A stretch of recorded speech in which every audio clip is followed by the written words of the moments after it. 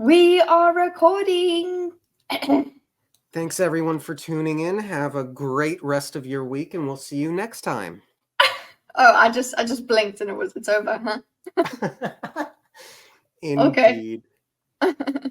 What, Kitty? You forgot to record the whole thing? We have to do it again?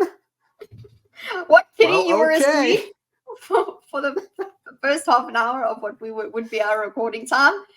Yes. Okay. Hello and welcome to the No One Asked You podcast. For this particular series, I'm joined by my wonderful co-host, ThatDarnKitteh. Kitty, and I are both going into this story completely new with almost no knowledge of the story or world. Each segment we intend to... it was buffering. Each segment we intend to cover what happens in each new chapter and discuss our experience along the way.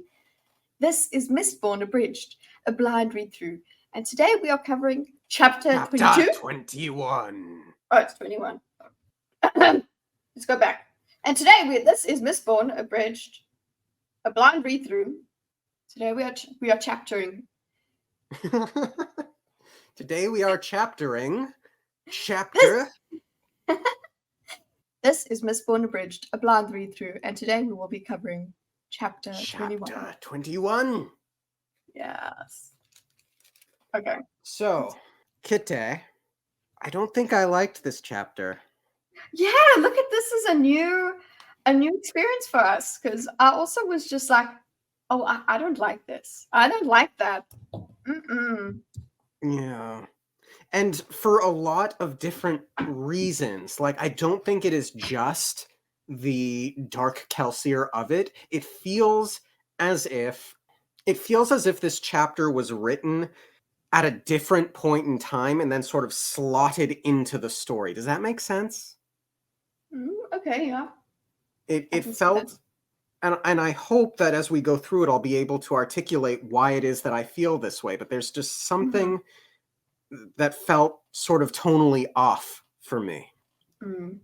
But on top of that, there were a couple of decisions that I didn't like. We did get some really incredible Hathsin work, and that was that's yeah, that was really well done, and we got some wonderful ham stuff. But okay, what was your experience? Yeah, okay, so look, I haven't got criticisms for the writing of it. So the things that I don't like about it is literally just the character's decisions. That's what I don't like about it. But I'm sure that things that going through it with you, I'm sure that there are things that I might be able to. I'll probably come around to that as well and be like, oh, the tone of this is very different. I feel like the tone shift has a it has a purpose. So and it's also there is time. It takes this trip all of a sudden. We had a time jump, so maybe that's what we're feeling. But let's go through it and see what actually. I'm interested to see what writing things that made you feel like this was from a completely different time. It's slotted in kind of thing. Great. Let's get into it then, shall we?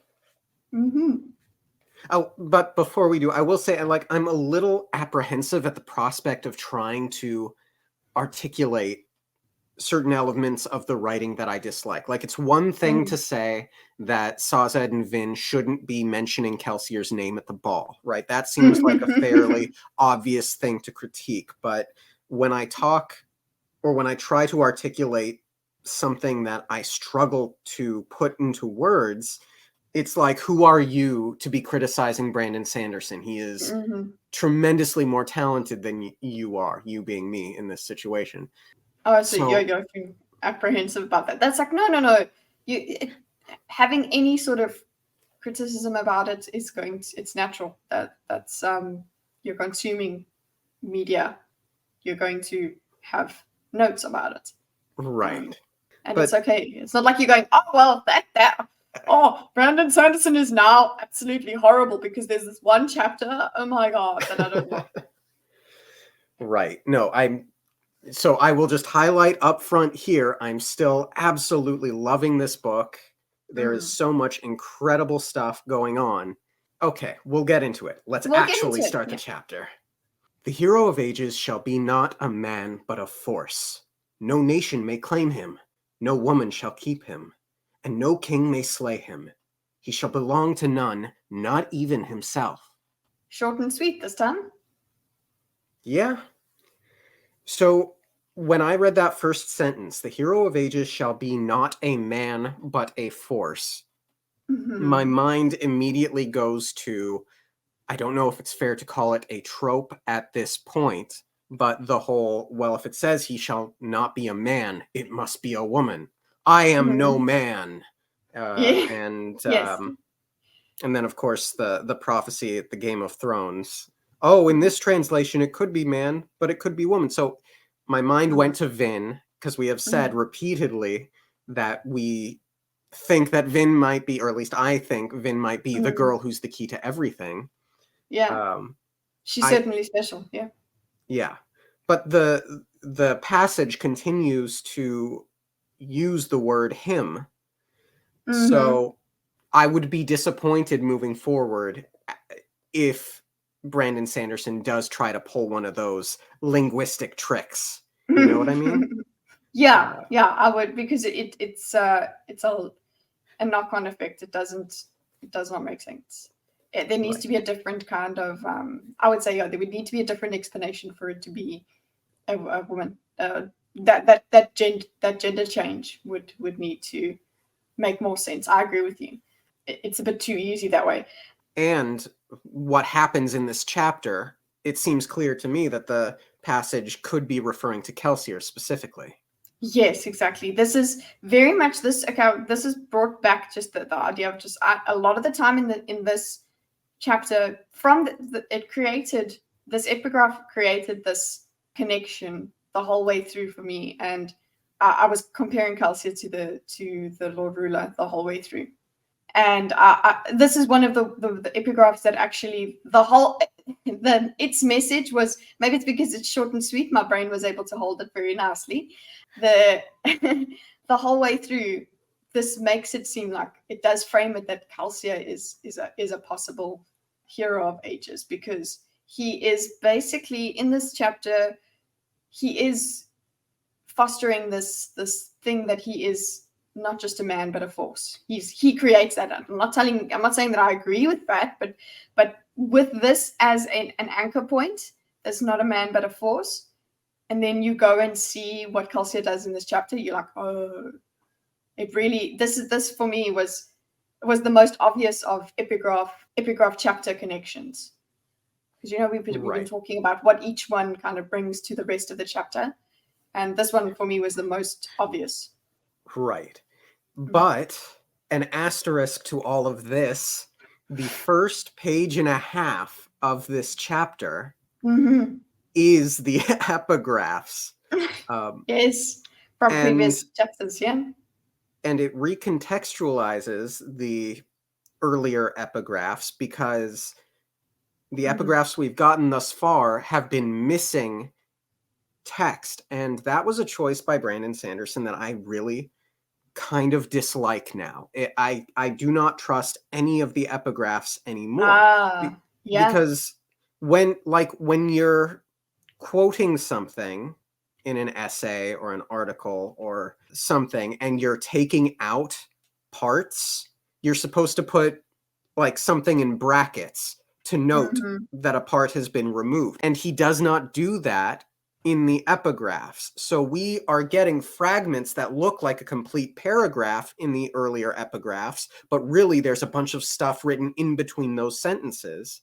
So yeah, so you don't like that. Yeah, correct. I see why you could not like that. I saw that difference, and I was like, okay, I put headcanon to it, and it was like, okay, well, this is Sazed's translation, so some of it will differ, which I expected a little bit. But you're right that there's quite big chunks, because I did go back and read little bits of. I looked for where these epigraphs were, and yeah, sorry, there is indeed a big discrepancy.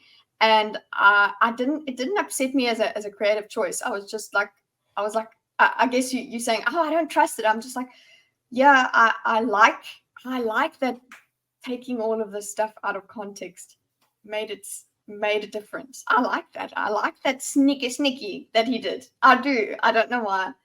I didn't get upset about it. I was more like, and I'm not saying like, oh, look at you, Dorkus, you get upset. I'm saying like, no, I kind of just accepted it. I was like, yeah, okay, that's a choice, I guess.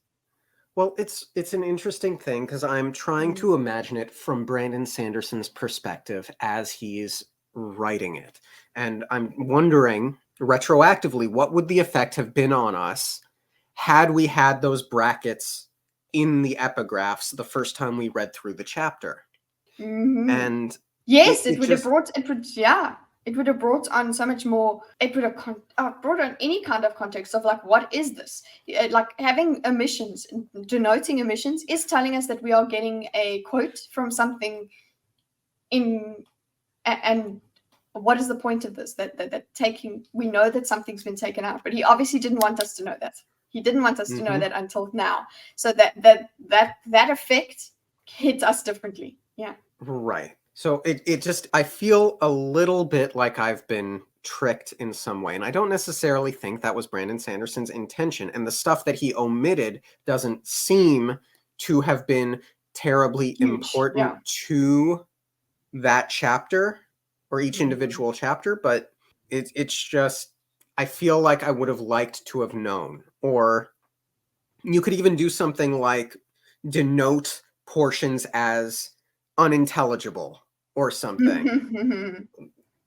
I don't know. It's a curious thing. I'm glad to hear that you liked it, though. I liked it. I like the having the a bit more. Its lack of context in the epigraph form is now exposed, and I thought that was a smart reveal. I enjoyed that. We'll see also that there's more to be spoken about then once. I want more of the book because I need to of the journal. I'm like, yeah, okay, cool. So what else? This is not just it's not all the epigraphs here. So I don't think it's all of them. I don't think it's all of them. No, is it? No, it is not. So I want more. That's all that Kwan and I met by happenstance. We don't have any Kwan here. So yeah, I want to know, or want to put the rest of them in order. That's my curiosity. I want to read the journal. Yeah, just give us the journal. Release the journal. Release the journal cut. Okay. Okay. So all of that said, let's actually get into the chapter, yeah? Chapter. Okay. Kelsier sat quietly reading as his boat moved slowly along the canal to the north. Sometimes I wonder that I am not the hero everyone thinks I am, the text said. What proof do we have? The words of men long dead only now deemed divinatory? Even if we accept the prophecies, only tenuous interpretation links them to me. Is my defense of the Summerhill really the burden by which the hero shall be dubbed? My several marriages could give me a bloodless bond to the world's kings. If you look at it the right way, there are dozens of similar phrases that could refer to events in my life, but then again, they could all just be coincidences. The philosophers assure me that this is the time, that the signs have been met, but I still wonder if they have the wrong man. So many people depend on me. They say I will hold the future of the entire world in my arms. What would they think if they knew that their champion, the hero of ages, their savior, doubted himself? Perhaps they wouldn't be shocked at all. In a way, this is what worries me most. Maybe in their hearts they wonder, just like I do. When they see me, do they see a liar? Rashek seems to think so. I know that I shouldn't let a simple packman perturb me. However, he is from Terrace, where the prophecies originated. If anyone could spot a fraud, would it not be he? Nevertheless, I continue my trek, going where the scribbled auguries proclaim that I will meet my destiny. Walking, feeling Rashek's eyes on my back, jealous, mocking, hating. In the end, I worry that my arrogance shall destroy us all.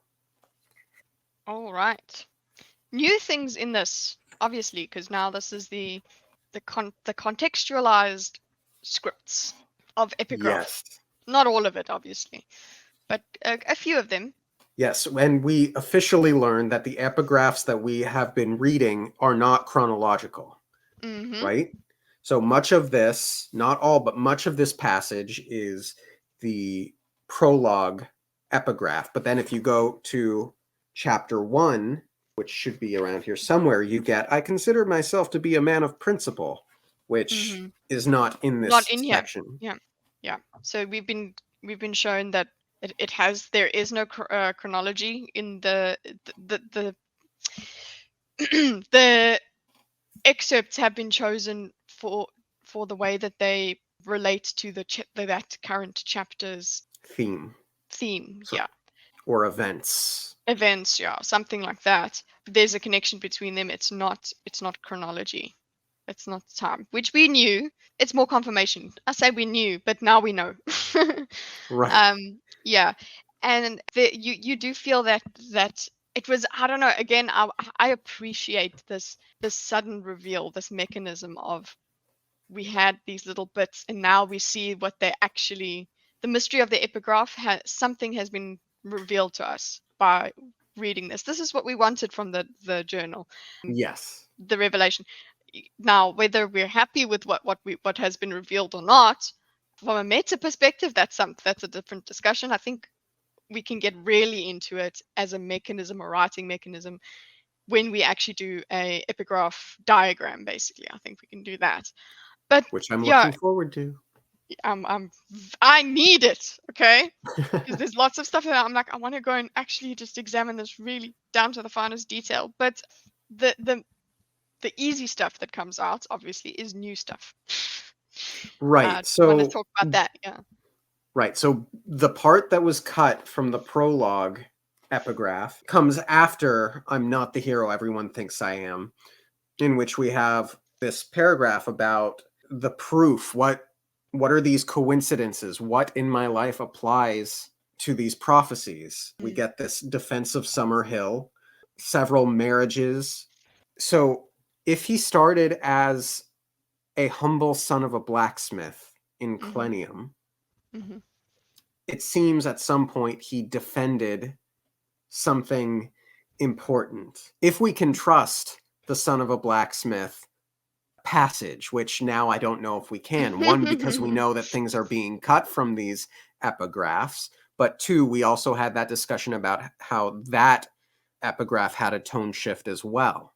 If I'm trying to piece together the story, he defended Summer Hill.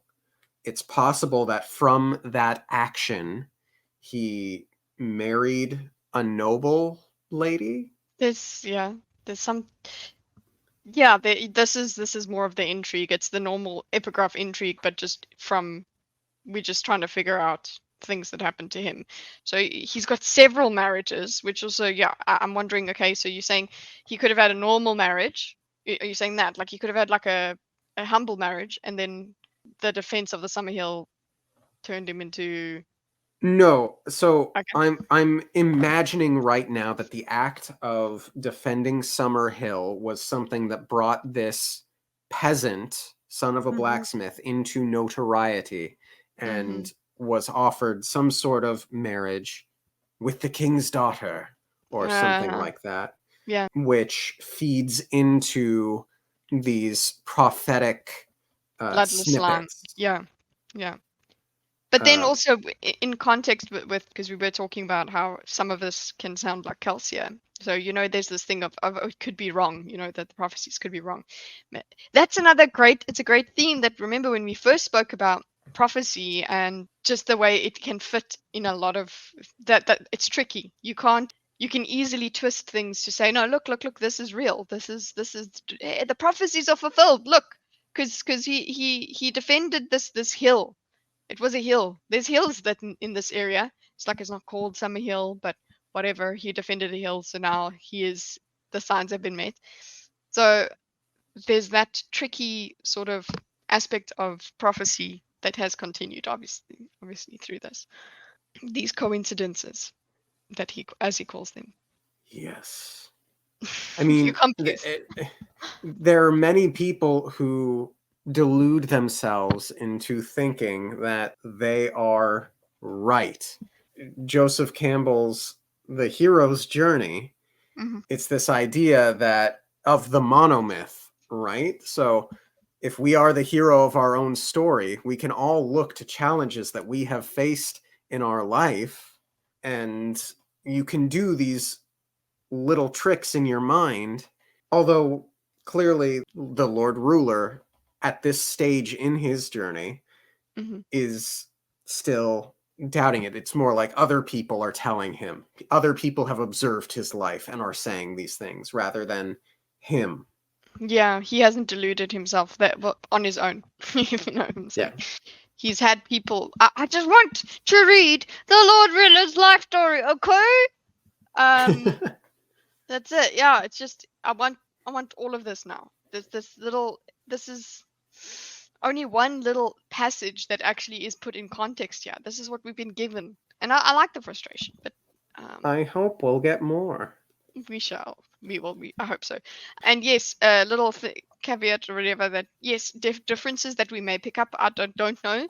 There's differences that I think we would pick up. Differences between this and the cut versions in the epigraphs that can be explained by say Rashek has translated it versus whatever we were reading Clenny You mean or whatever. Sazed? Yeah, sorry. What did I say? Kelsier. You said Rashek. Rashek. Oh my god. Okay, so no, Sazed had translated it, right? So yes, the translation differences. I'm okay with that being a difference, but what's fascinating to me is the way that context of these little snippets has also changed the weighting of certain feelings that we get about this. Like remember the I felt a lot more because you just had this when they see me, do they see a liar? And that was like the end of it. That made you feel like there is a lot more doubt there than when you see it in context. He just goes on to the next thought. It's like, oh, hold on, okay. So there's a difference in that we can attribute to translation, and then there's just a difference in meaning that we or feeling that we can get Right. from contextualization. The epigraph feels much more ominous, whereas the Yes. passage feels much more stream of conscious. Yes, exactly. It's more ordinary. So the weight of it all is lower because now you do see it in context as a journal entry. Like we didn't go, oh, this is. We did understand that this was some sort of journal because it was along the way and it was as a journey was happening. But remember, there was this thing of, oh, well, this is some sort of religious text as well, or not religious text. It's something that is. What am I trying to say? It's weighty. It had a lot of weight. Now, when Yeah. you go and you put it into context, it is just what he's thinking that day, and there is a difference. And I'm just saying, I've seen the difference, and I am enjoying it. Look. I think we can't dwell further on it, I suppose. Yeah. I feel I'm certainly enjoying it. I feel a little petty saying that I feel as if I've been lied to in some way. It's really not that big of a deal, but I think I would have really liked a redacted bracket or something. Yeah, to show us there's something missing there, which we would But have who knows? created speculation of like what could be missing there, and then we would be having a different discussion. We'd be like, oh well, we thought something really epic was redacted, and then it's just a normal ordinary sentence. Yeah. It wasn't. But You know that. Yeah. But I'm sure the Dorkus in the universe where we did get that version, he is saying to Bizarro Kitteh, Yeah. is essentially the opposite of what I'm saying now. We didn't need this here. It doesn't Yeah. serve the story, so just cut it. Exactly. So I'm very conflicted here. Let's get on to the rest. Yeah, there's a lot more to go through. So much more. Sorry it's taken so long. Kelsier lowered the booklet, his cabin shaking slightly from the efforts of the pullers outside. He was glad that Sazed had provided him with a copy of the translated portions of the Lord Ruler's logbook before the caravan boat's departure. There was blessed little else to do during the trip. Fortunately, the logbook was fascinating and eerie. It was disturbing to read words that had originally been written by the Lord Ruler. To Kelsier, the Lord Ruler was less a man and more a creature, an evil force that needed to be destroyed. Yet the person presented in the logbook seemed all too mortal. He questioned and pondered. He seemed a man of depth and even of character. Though it would be best not to trust his narrative too closely, Kelsier thought, running his fingers across the page. Men rarely see their actions as unjustified. Still, the Lord Ruler's story reminded Kelsier of the legends he had heard, stories whispered by Ska, discussed by noblemen, and memorized by keepers. They claimed that once, before the Ascension, the Lord Ruler had been the greatest of men, a beloved leader, a man entrusted with the fate of all mankind. Unfortunately, Kelsier knew how the story ended. The final empire itself was the logbook's legacy. The Lord Ruler hadn't saved mankind. He had enslaved it instead. Reading a first-hand account, seeing the Lord Ruler's self-doubt and internal struggles only made the story that much more tragic. Kelsier raised the booklet to continue, but his boat began to slow. He glanced out the window of his cabin, looking up the canal. Dozens of men trudged along the towpath, a small road alongside the canal, pulling the 4 barges and 2 rowboats that made up their convoy.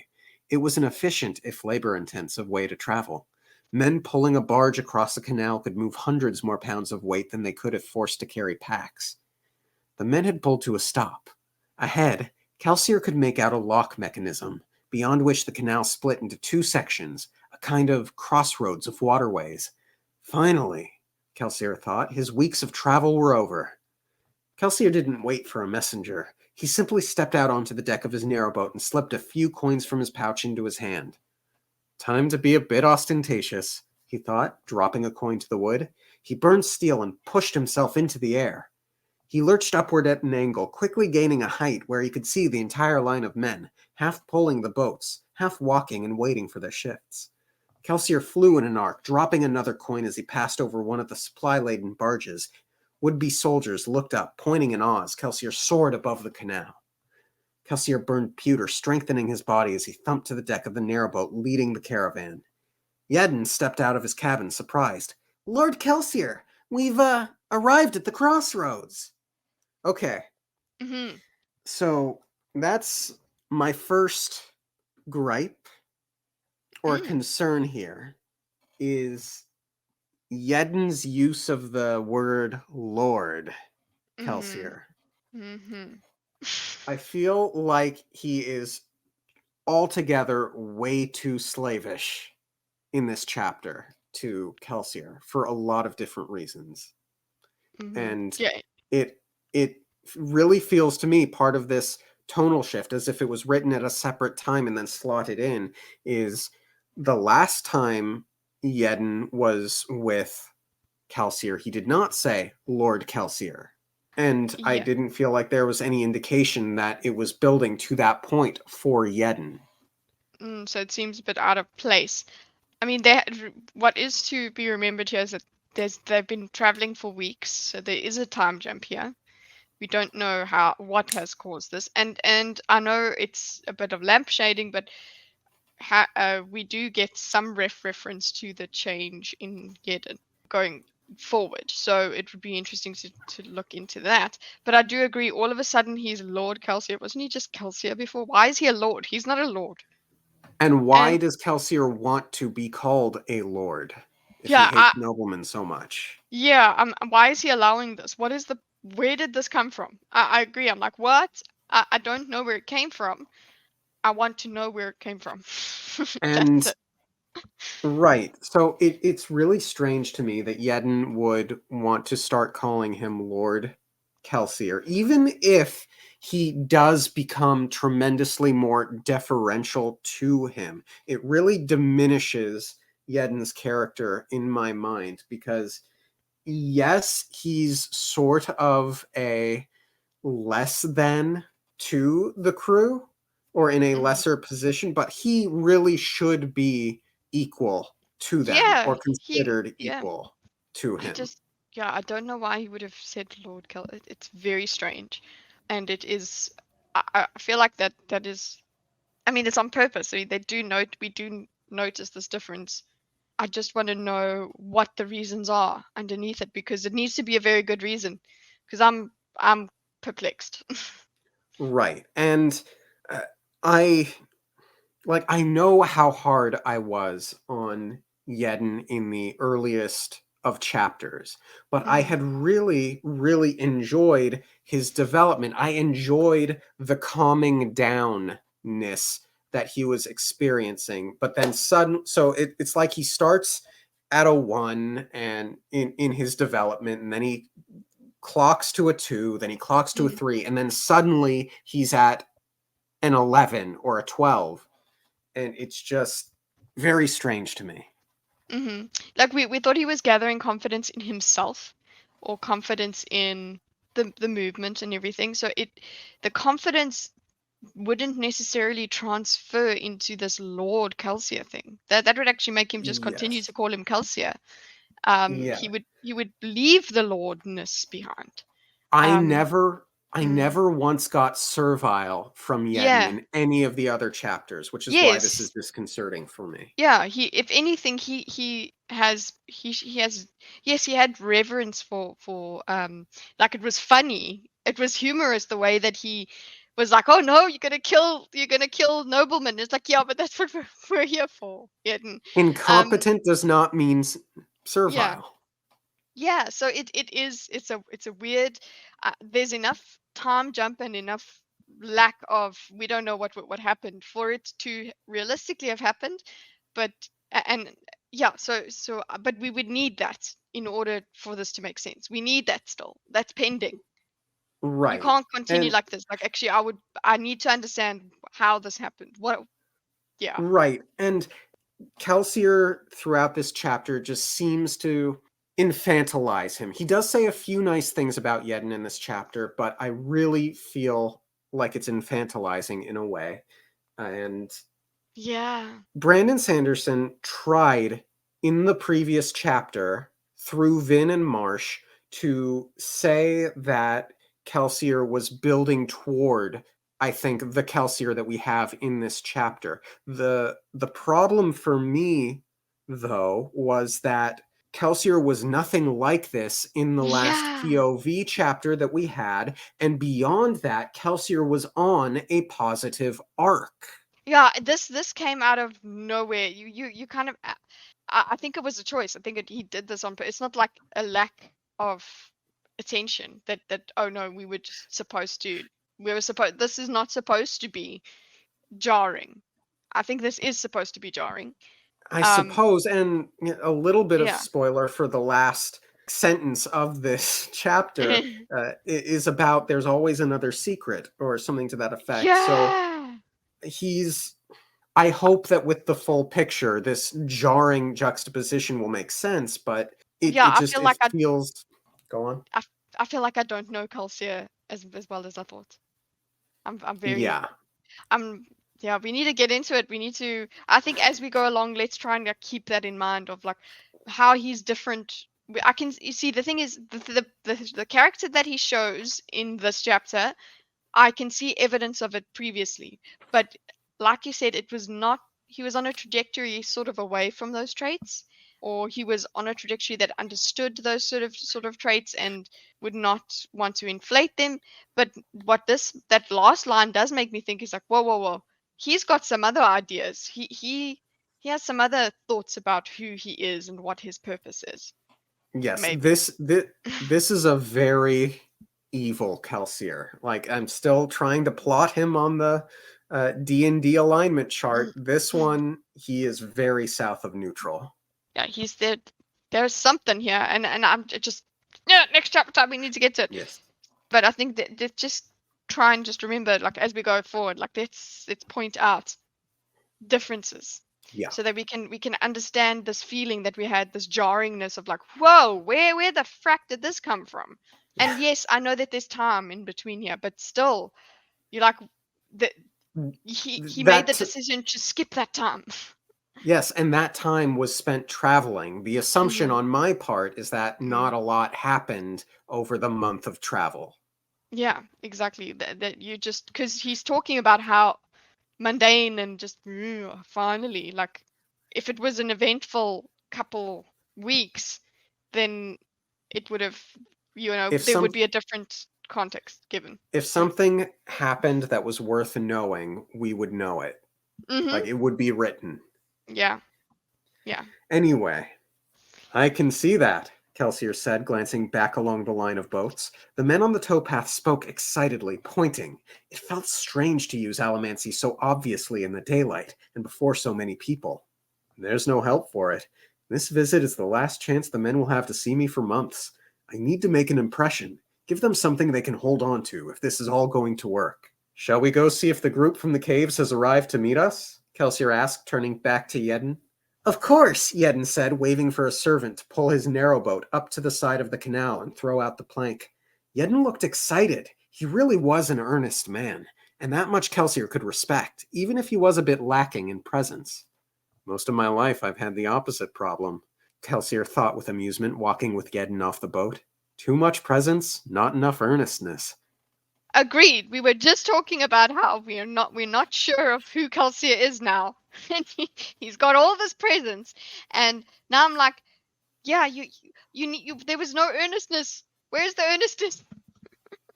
Yes. I need some more of that. Bring it back. Because I'm like, who are you? Like, I know there's little bits of him and there's bits of him here. It's not new parts of his character. I know that. But I'm like, I thought we were done with this sort of thing, or I thought differently. I thought differently of you, Kelsier, and it is quite funny now. Like, yeah, he's earnest, and we've literally just spent a few minutes talking about how we kind of feel deceived. So that's why I just made that comment. Fair comment. The two of them walked up the line of canal workers. Near the front of the men, one of Ham's thugs, playing the part of Kelsier's guard captain, saluted. We've reached the crossroads, Lord Kelsier. And now, it's not just Yedden calling him Lord. It is a lot of people. And yeah, I don't like that Kelsier Let's this insists happen. on being called a Lord. Yeah, and also because yes, he speaks about the thug playing as his guard captain or something, whatever. Fine, if that was the case, why are we calling him Lord Kelsier? He needs to be Lord whatever else, Lord twice removed renew kind of guy. Right. Like, And he shouldn't be Lord Kelsier if that's the way we're trying to explain this. now, to be fair, he's not trying to overthrow the caste system. He's not trying to make all men are created equal a thing. He is specifically trying to overthrow the Lord Ruler. It is the Lord Ruler that Kelsier has a problem with. He does hate the nobility, though. He does hate the nobility because they uphold the final empire. But I have to imagine that being referred to as a lord can only hinder his ability to accomplish this. I think it would be a much more admirable quality for Kelsier to say, I'm no better than any of you. yeah, it seems hypocritical for him to allow that. All you're doing is just replacing the Lord Ruler with another Lord. Yeah. Like, it just doesn't make sense. And I mean, unless he wants it Power! was Vin's unless he wants power. And that was Vin's concern last week. But again, even I said last week, this concern feels like it's coming out of nowhere. So Yeah. And now it's like, oh, actually. yeah. I mean, even Marsh also was like, oh, I thought it wasn't. Yeah. I know what you're thinking. Yeah. But even Marsh brushed it off. So it's like, he said, okay. nah, he's fine. And I think that's such a deliberate thing and that was at the end of the chapter. Both of them were like, no, it'll be fine. And then this chapter happens. And you're like, no, it won't. So that was a creative choice that I enjoy. I do enjoy that. But yeah, I guess we continue with what is happening with Kelsier? Oh my god. We've reached the crossroads, Lord Kelsier. I can see that.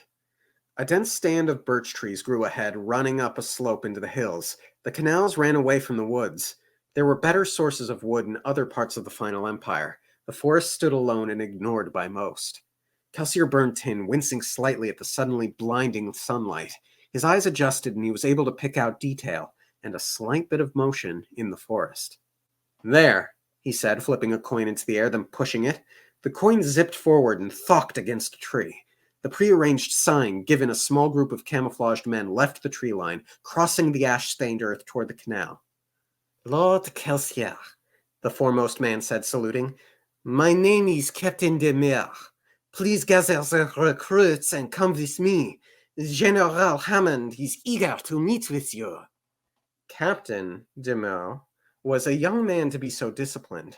Barely into his 20s, he led his small squad of men with a level of solemnity that might have seemed self-important had he been any less competent. Younger men than he have led soldiers into battle.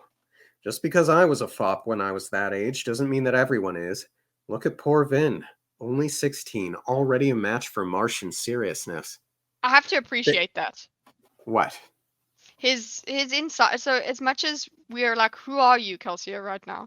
He still has some self-awareness. He still notices that he's not too arrogant and going like, oh well. He speaks about himself being a fop when he was at that age. So I do appreciate that bit, that he has that self-awareness to go, well, look at these other people, how they are developmentally or whatever, as opposed to where I was at that age. Yes, he probably sees himself as far above now, but I just appreciated that there was some thought towards him being less than. It's one less point towards arrogance, I suppose. It is him as insightful as ever. They took a roundabout passage through the forest. By Ham's order, each troop took a different path to avoid wearing a trail. Kelsier glanced back at the 200 or so men behind, frowning slightly. Their trail would probably still be visible, but there was little he could do about that. The movements of so many men would be nearly impossible to mask. Demieux slowed, waving, and several members of his squad scrambled forward. They didn't have half their leader's sense of military decorum. Still, Kelsier was impressed.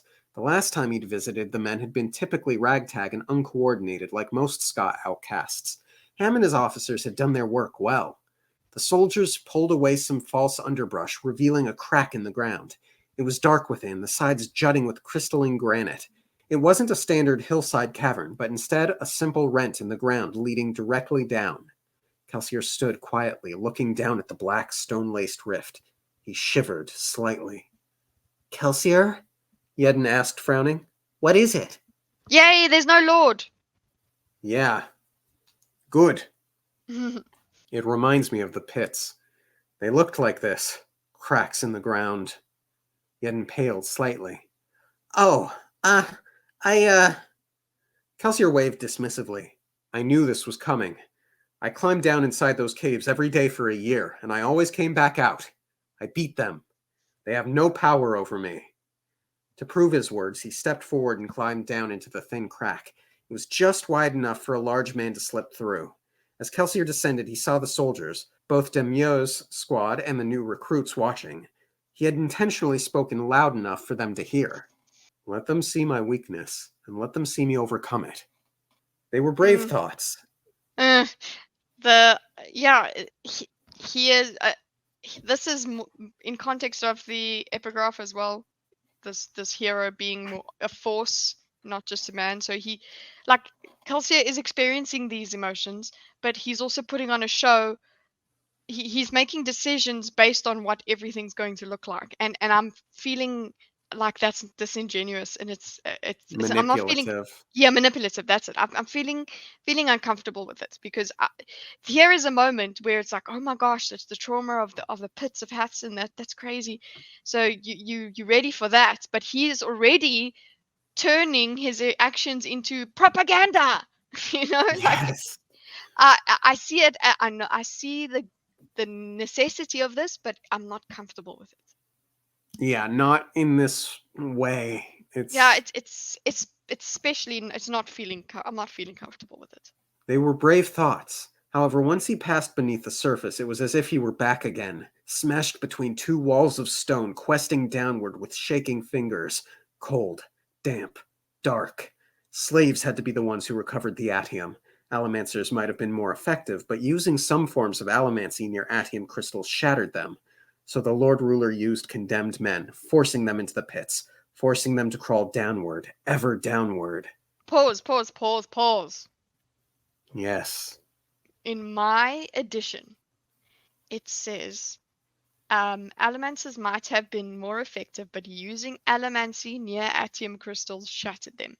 In yours, it says certain types of allomancy. That's very interesting.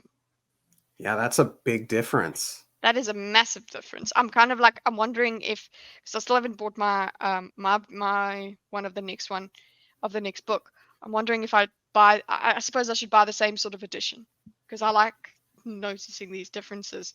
But that is that is one of the biggest differences we've come across. I That's agree. a huge fact. That's a huge fact difference. That's a factual difference you're telling me. Because if I was reading this alone and hadn't had you reading that, any Allomancy is supposed to shatter. But if I were reading it Yeah. without your edition, some. Yeah. And that's how online arguments get started. Just a little tiny little bunch of just one or two words. And we're going to get now. I actually, like I said at the start, I actually liked the Pits of Hathsin information and Yes. passages in this chapter. Very dark, very well described. It felt visceral.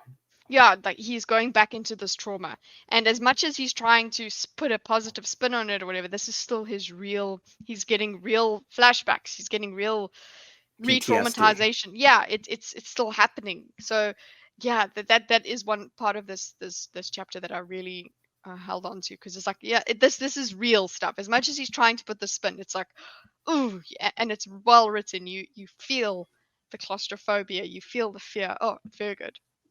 Yes, and I very much lived in that. Like, we learn like how long. Well, it's in the next sentence or 3. Kelsier forced himself onward. This wasn't Hathsin. The crack wouldn't go down for hours, and there would be no crystal-lined holes to reach through, with torn, bleeding arms stretching, seeking the adium geode hidden within. I lived in that passage for a long time. Yeah, it's the prospect of climbing in a hole, down a hole for hours is overwhelming. Just hearing that. Yeah, I'm feeling having to climb uncomfortable. back. I'm feeling physically uncomfortable with this passage, right? Literally passage and passage. Yeah. And you're gonna have to climb back up, and then just like images of reaching through, being cut by the rocks, the geodes. Wow. One geode, that bought one more week of life. Life beneath the taskmaster's lashes. Life beneath the rule of a sadistic god. Life beneath the sun gone red. I will change things for the others. I will make it better. The climb was difficult for him, more difficult than he ever would have admitted. Fortunately, the crack soon opened up to a larger cavern beneath, and Kelsier caught a glimpse of light from below. He let himself drop the rest of the way, landing on the uneven stone floor, and smiled at the man who stood waiting. Hell of an entryway you've got there, Ham. You should see the bathroom. Kelsier laughed, moving to make way for the others. Several natural tunnels led off the chamber, and a small rope ladder hung from the bottom of the rift to facilitate going back up. Yedden and Demieux soon climbed down the ladder into the cavern, their clothing scraped and dirtied from the descent. It wasn't an easy entrance to get through. That, however, was the idea. It's good to see you, Kel, Ham said. It was odd to see him in clothing that wasn't missing the sleeves. In fact, his militaristic outfit looked rather formal, with square-cut lines and buttons down the front. How many have you brought me? Just over 240. Ham raised his eyebrows. Recruitment has picked up, then. Finally, Kelsier said with a nod. Soldiers began to drop into the cavern, and several of Ham's aides moved forward, helping the newcomers and directing them down a side tunnel. Yedden moved over to join Kelsier and Ham. This cavern is amazing, Lord Kelsier. I've never actually been to the caves myself. No wonder the Lord Ruler hasn't found the men down here. So Lord Kelsier is back. We're back, yeah. And it is natural for Yedden to be more optimistic than we have experienced him, and this is just the start of the turn towards the slavish. We'll get to that. The complex is completely secure, Ham said proudly. There are only 3 entrances, all of them cracks like this one. With proper supplies, we could hold this place indefinitely against an invading force. Plus, this isn't the only cave complex beneath these hills. Even if the Lord Ruler were determined to destroy us, his army could spend weeks searching and still not find us. Amazing! I was wrong about you, Lord Kelsier. This operation, this army. Well, you've done something impressive here. Kelsier smiled. Actually, you were right about me. You believed in me when this started. We're only here because of you. I guess I did, didn't I? Yedden said, smiling. Either way, I appreciate the vote of confidence. It's probably going to take some time to get all these men down the crack. Would you mind directing things here? I'd like to talk to Hammond for a bit. Of course, Lord Kelsier. There was respect, even a growing bit of adulation in his voice. Here it is. Mm-hmm. It feels gross, and it feels like Kelsier's manipulating him. Yeah, like he's feeding this. It's very strange. Like, okay, he's feeding it in a weird way by being, because he kind of said, oh no, it's you. Sorry, excuse me, sorry. Daisy is falling all over the place. Okay. Aww. You done, Daisy? Done? Okay. No, he did like kind of direct a bit more credit towards Yedden, but it doesn't feel like it's genuine. I still feel like he's feeding Yedden.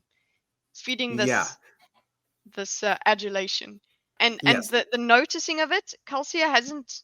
It's not that he's against it. Like, yeah, he noticed it, but he didn't do anything about it. What feels really gross to me is that it is accurate.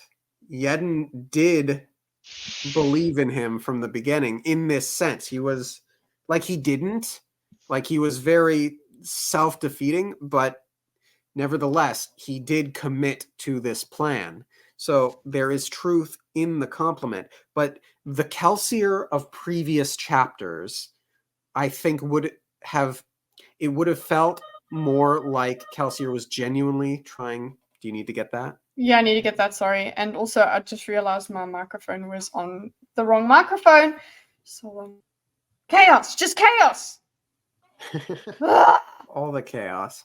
So what I was saying before our brief pause there is the Kelsier of previous chapters, I think, would have more earnestly, since that's the word of the chapter, been trying to build up Yedden's confidence. That is the Kelsier that we knew.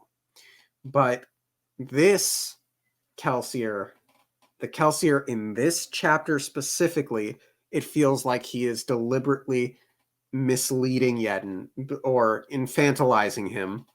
And it is one thing to try and build this mystique, this aura around the soldiers, around a mass of people. But Yedden is a VIP, so to speak. Yeah, he is the crew member, not the soldier. So he needs and deserves a bit more respect from Kelsier than this.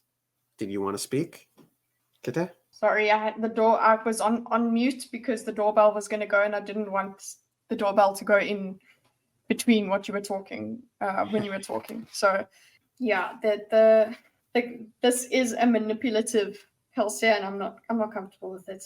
It's basically yes. Okay, I was agreeing the whole way. Kelsier nodded to the side. Ham frowned slightly, picking up a lantern, then followed Kelsier from the first chamber. They entered a tunnel branch, and once they were out of earshot, Ham paused to glance backward. Kelsier stopped, raising an eyebrow. Ham nodded back toward the entry chamber. Yedden certainly has changed. I have that effect on people. Must be your awe-inspiring humility. I'm serious, Kel. How do you do it? That man practically hated you. Now he looks at you like a kid idolizing his big brother. Kelsier shrugged. Yedden's never been part of an effective team before. I think he's starting to realize that we might actually have a chance. In a little over half a year, we've gathered a rebellion larger than he's ever seen. Those kind of results can convert even the stubborn. Ham didn't look convinced. And I love Ham in this chapter, yes. Yeah. He does not take this shit from Kelsier. Yeah, this is another barometer of Kelsier's manipulation. The fact that Ham, who is also one of the most genuine guys that we've most moral guys, because he's the philosopher here. Exactly, the most deep thinking, he is not going to take that. This answer, we just said that we are not satisfied with. Like Kelsier said the right thing to Yedin, that would be him trying to build his confidence up, but it still felt very manipulative and out of place or disingenuous. And Hammond has picked up on that in this Yes. answer. This answer is like, oh no, it's because it's of I would have understood that if he was more confident, just more confident. But the differential thing, the deference and the adulation and all of that, that's not something that is about his confidence, about him being confident in the movement. Why is Kelsier this big thing to him now? That doesn't seem to be on par with Yedin having more confidence in the movement. It seems like he has more confidence in Kelsier, which doesn't. That's not his confidence. It's making me very uncomfortable. Agreed. It makes Yedin seem all the more incompetent, but in a very different way than from the start. You know what I mean? Incompetent in terms of he's allowed this manipulation. Or what? How to word it? The Yedin at the start was self-defeating and Grumpy. getting in his own way. What? Yeah, grumpy. And grumpy. And in theory, the arc would hopefully be one in which he gains self-confidence and becomes an effective leader of the rebellion, right? That's what you hope for. Mm-hmm. And what we're getting here is self-defeating to fanboy. Yeah, it's weird. It's not confidence. It's not. Yeah. Yes. And Ham, I love it. Ham's just, he's not taking that for an answer. And I like that he brings him down. He's like, oh yeah, it must be your humility. Because you're so full of it. Yeah. Ham didn't look convinced. Finally, he just shrugged, beginning to walk again. What was it you wanted to talk about? Actually, I'd like to visit the other two entrances if we could.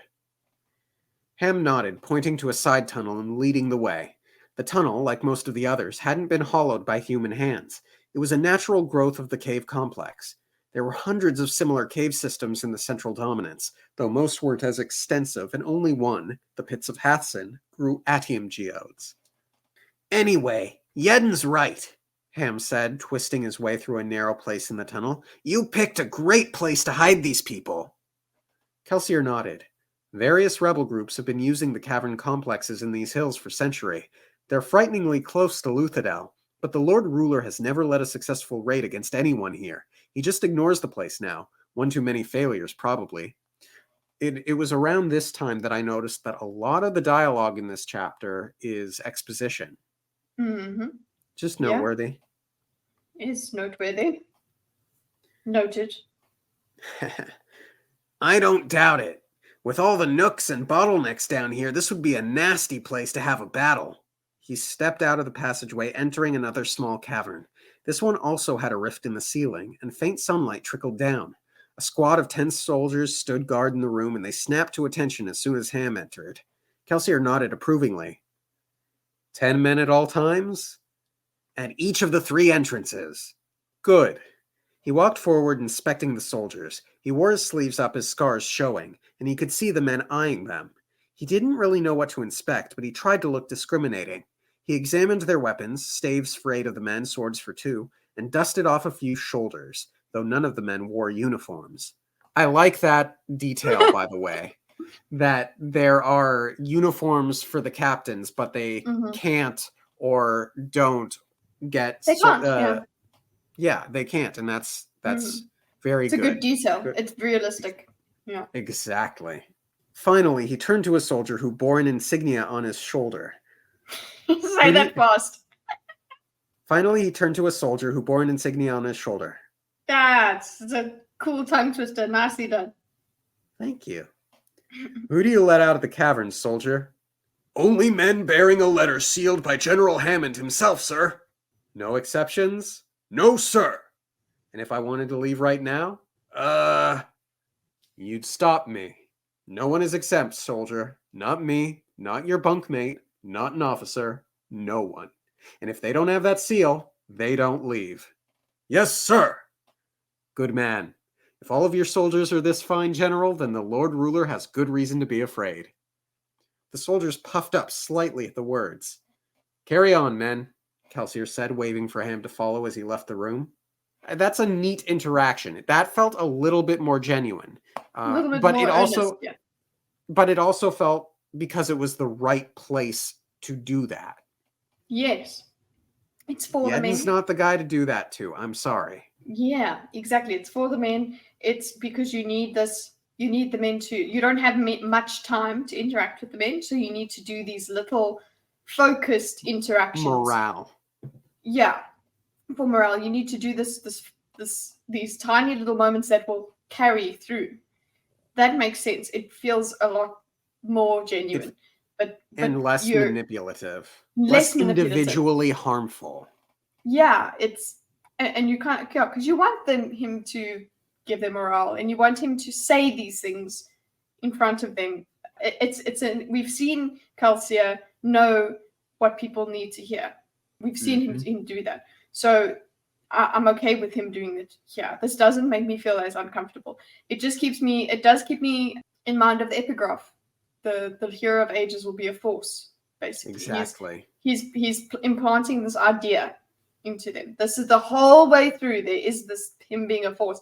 There is this discomfort of our Kelsier, and I say our, and because it's like the Kelsier we know being way more manipulative than we've seen him before, but more wily than we know he's wily, but it's just weird. And like you said, him using it on Yeden is very uncomfortable. No way. It's not for him. Mm-mm. Yeah. That was kind of you. They've been anticipating your visit for weeks. Kelsier shrugged. I just wanted to see that they were guarding the crack properly. Now that you have more men, I want you to post guards at any tunnels leading to these exit caverns. Ham nodded. Seems a bit extreme, though. Humor me. A single runaway or malcontent could betray us all to the Lord Ruler. It's nice that you feel that you could defend this place, but if there's an army camped outside trapping you in, this army will effectively become useless to us. And it was at this point that I wanted to talk to Hydra. For those listening, Hydra is a regular thinker over on Kitteh's channel. You should all go subscribe to ThatDarnKitteh. She's got a wonderful channel where she does debate diagrams and video game streams and panel shows, and she deserves it. And Hydra is a bit of a specialist when it comes to war and tactics and strategy. So I need to talk to him. Yes, I want to ask him whether 10 men is a good thing at all, was ever a good thing to start with. Like, I'm like, 10, is that enough? I guess it's just a crack. And then now doubling that's good. Right. But now, also I would want his feedback on it, yeah. Right. On the topic of soldiers being able to escape, I mean, naturally, if I'm the Lord Ruler, I'm feeling like I don't need to have a battle because I can just starve them out. I just need to post people at the entrances, at the known entrances. If I'm the Lord Ruler, I don't want for food, so I can just wait them out a year, 2, 5. Exactly, yeah. So it really is important for them not to be discovered. Like, yes, it's defensible, but they don't have endless food supply. A siege will end them. Yep. All right. You want to see the third entrance? Please. Ham nodded, leading him down another tunnel. Oh, one other thing. Get together groups of 100 men, all ones you can trust, to go tromp around up in the forest. If someone comes looking for us, we won't be able to hide the fact that lots of people have passed through the area. However, we might be able to muddle the tracks so much that the trails all lead nowhere. Good idea. I'm full of them, Kelsier said as they stepped into another cave chamber, this one far larger than the previous two. It wasn't an entrance rift, but instead a practice room. Groups of men stood with swords or staves sparring beneath the eyes of uniformed instructors. Uniforms for the officers had been Dockson's idea. They couldn't afford to outfit all the men. It would be too expensive, and obtaining that many uniforms would look suspicious. However, maybe seeing their leaders in uniform would help give the men a sense of cohesion. Ham paused at the edge of the room rather than continuing forward. He eyed the soldiers, speaking softly. We need to talk about this sometime, Kel. The men are starting to feel like soldiers, but, well, they're ska. They've spent their lives working in mills or fields. I don't know how well they'll do when we actually get them onto a battlefield. If we do everything right, they won't have to do much fighting. The pits are only guarded by a couple hundred soldiers. The Lord Ruler can't have too many men there, lest he hint at the location's importance. Our 1,000 men can take the pits with ease, then retreat as soon as the garrison arrives. The other 9,000 might have to face a few great house guard squads and the palace soldiers, but our men should have the upper hand in numbers. Did you want to say something there, Kitteh? Yeah, I'm scared for these guys. I agree with Ham, and also I'm also noticing a bit more of just more.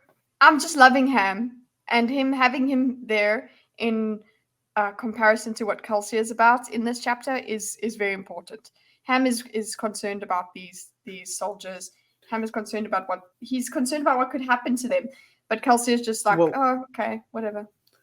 And we get into this a little bit with Ham later, and I think this is part of his arc and his journey. I suspect that if all goes well by the end of the book, he's going to want to stay on with the soldiers and be the general. Yeah.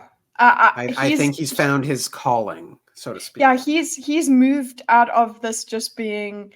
He's kind of he's found a noble cause, and he's these people have gotten to his heart. It's not just a job for him anymore. This is definitely what's going on for him. He's caring about these people. They're his soldiers.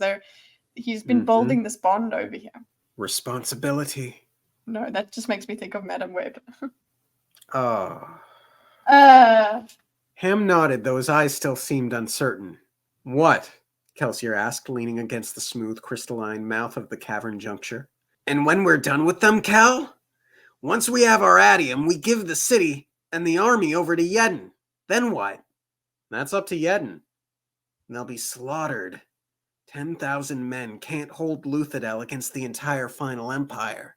I intend to give them a better chance than you think, Ham. If we can turn the nobility against each other and destabilize the government, maybe. You agreed to the plan, Ham. This was what we were intending all along. Raise an army, deliver it to Yedden. What did you think of that line? Did you interpret that line as in the serious, almost angry tone that I just delivered, or did you take it more as like what I had imagined in my head as a bit more of a it's what we agreed to kind of a thing? Yeah. I think I took it as more of a relaxed. You agreed to the plan. That's it. Not like a scolding. You agreed to the plan, Ham. This was what we were intending all along. Raise an army, deliver it to Yedden. I know, Ham said, sighing and leaning back against the cavern wall. I guess, well, it's different. Now that I've been leading them, maybe I'm just not meant to be in charge like this. I'm a bodyguard, not a general. I know how you feel, my friend, Kelsier thought. I'm a thief, not a prophet. Sometimes we have to be what the job requires. Hang on, yeah. I know. The word prophet, yeah? Yes, right? Okay, it's like I know that we are kind of trying to set him up as a prophet in terms of like leadership and whatever.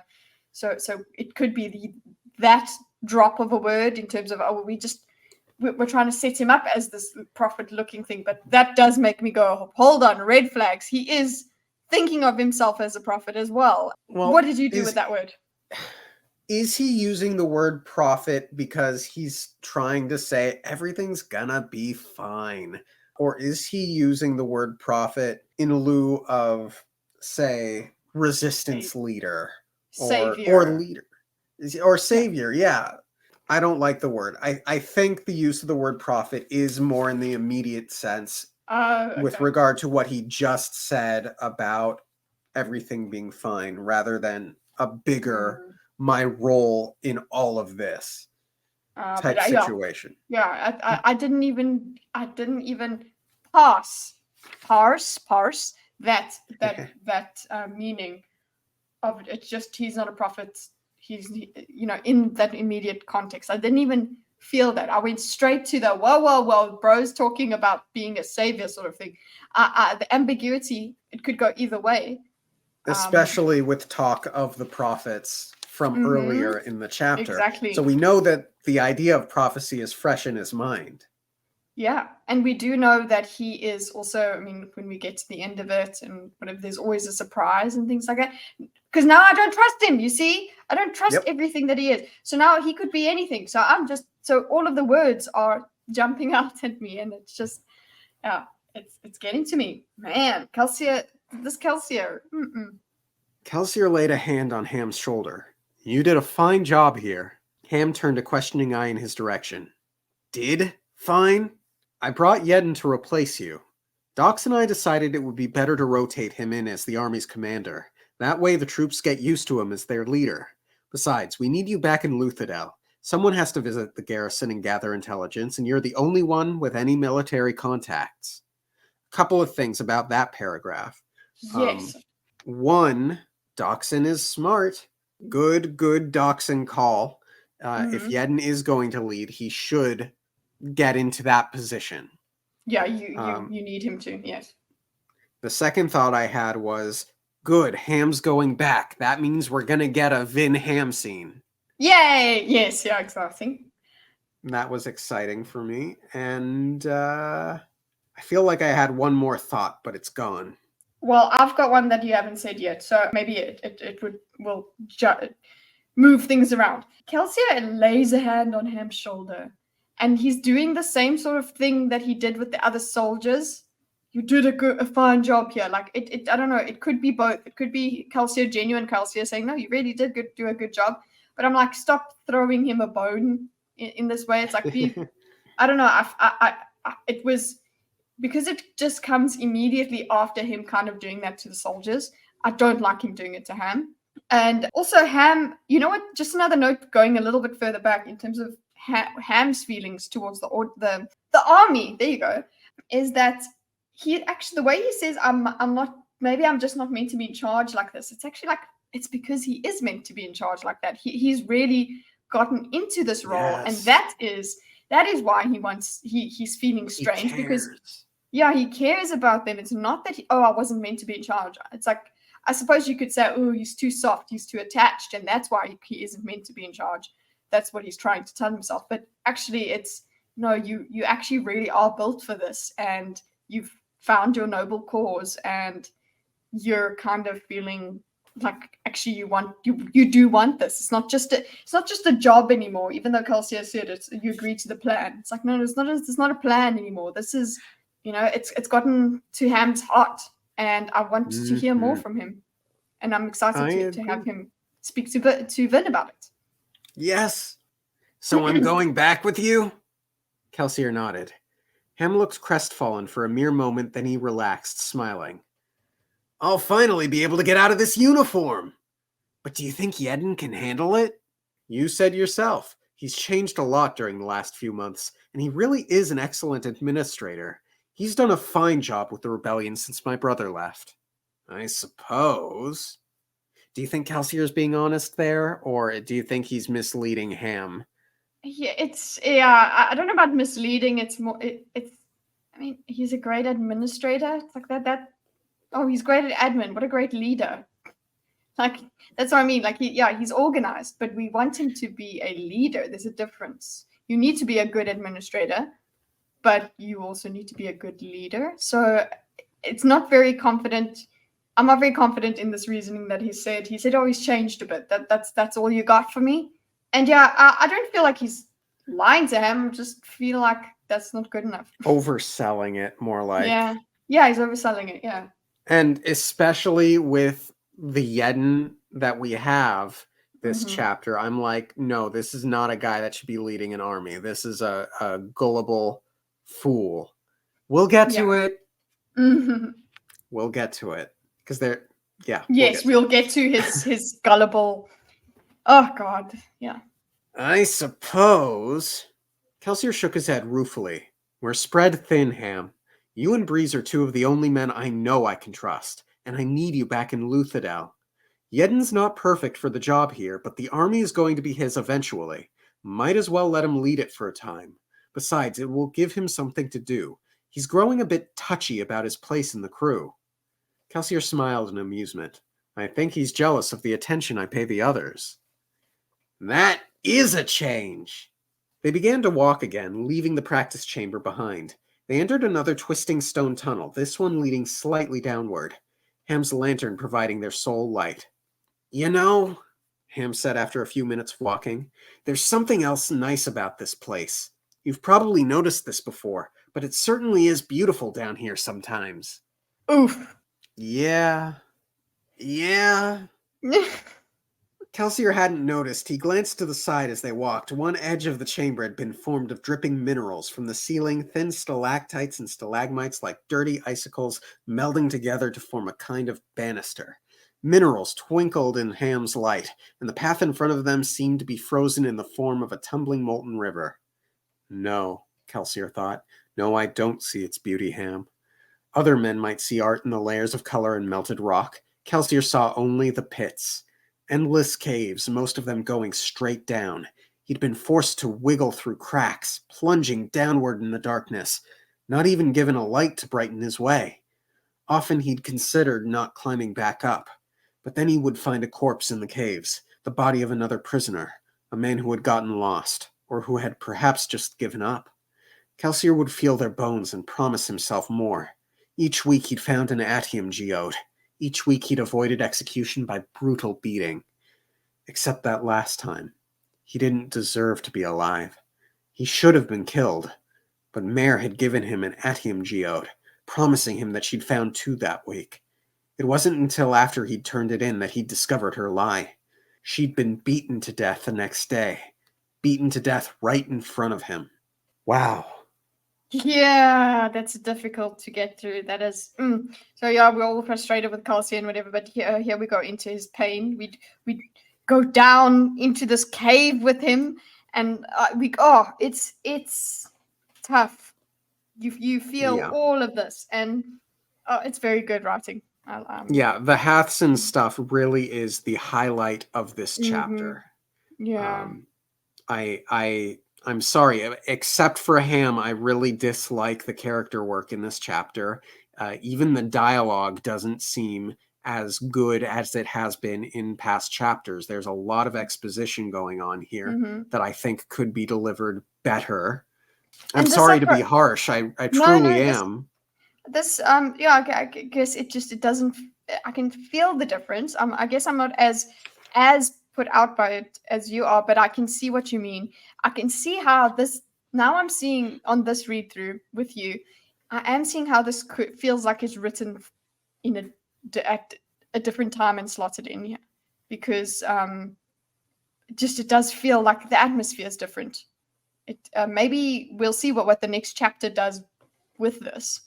I will say, like, a part of why I believe it might have been written in this way is because I did watch Brandon Sanderson's lectures, and I know his writing method, and I know how he outlines his stories, and he does do this thing where even Kitty, I've shown you like the outline for my book, which I modeled off of Brandon Sanderson's own outline for one of his books, which is very much, in this chapter, I need to get these beats across. In this chapter, these events need to happen. In this chapter, and so on and so forth. So in theory, he could be writing chapters out of order. And at this point, maybe I'm just thinking too much into it. Maybe it's like a self-fulfilling line of thought. But anyway, all of this to say, the Hathsin stuff really stuck with me and really was beautifully written. And it does make me feel for Kelsier, and the information that we get regarding Mare's death. Yeah, it's all about, and the betrayal, and the things that he thinks about as like, why did she do that, and just the trauma of it all as well, and the fact that he is literally in a cave when this happens. I mean, like, while he's thinking about it, it's just he's actually really dealing with the trauma of it pretty well. Like, yeah, he's going into a cave and just taking it in his stride, but inside he's feeling all of this. Yup. That night, Kelsier had snapped, coming into his powers as a Mistborn. The next night, men had died. Many men. Survivor of Hathsin, a man who shouldn't live. Even after watching her die, I couldn't decide if she'd betrayed me or not. Did she give me that geode out of love, or did she do it out of guilt? No, he couldn't see beauty in the caverns. Other men had been driven mad by the pits, becoming terrified of small enclosed spaces. That hadn't happened to Kelsier. However, he knew that no matter what wonders the labyrinths held, no matter how amazing the views or delicate the beauties, he would never acknowledge them, not with Mare dead. Beautiful passage. Yeah. Very good. I can't think about this anymore, Kelsier decided, the cavern seeming to grow darker around him. He glanced to the side. All right, Ham, go ahead. Tell me what you're thinking about. Really? Yes. All right. So here's what I've been worried about lately. Are Ska different from noblemen? Of course they are. The aristocracy has the money and the land. The Ska don't have anything. I don't mean economics. I'm talking about physical differences. You know what the obligators say, right? Kelsier nodded. And I'm going to take a quick moment here to say, I believe that everything Ham is about to say is true and accurate. Mhm. Yeah. And another, just adding another thing to that is just, except you did say except for Ham, I love the character work hasn't been great in this chapter. This is fun Ham character stuff. Like, oh, what are you This is thinking about? classic. Yeah, it's classic Ham. I'm loving it, and that's also just makes me go, okay, I want him to have these discussions with Vin, because Vin is having these sort of moral dilemmas and things. So it will be very interesting for them to talk about it. So just a statement of appreciation for Ham. Statement of appreciation for Ham. Mhm. Well, is it true? I mean, Ska really do have a lot of children, and I've heard that aristocrats have trouble reproducing. The balance, it was called. It was supposedly the way that the Lord Ruler ensured that there weren't too many noblemen for the Ska to support, and the way he made certain that, despite beatings and random killings, there were always enough Ska to grow food and work in mills. So, we know, it sounds... Let me get through the passage. Mhm. I've always assumed it to be ministry rhetoric, Kelsier said honestly. I've known Ska women to have as many as 12 children, Ham said, but I can't name a single major noble family with more than 3. It's just cultural. And the height difference? They say you used to be able to tell Ska and noblemen apart by sight alone. That's changed probably through interbreeding, but most Ska are still kind of short. That's nutritional. Ska don't get enough to eat. What about allomancy? Kelsier frowned.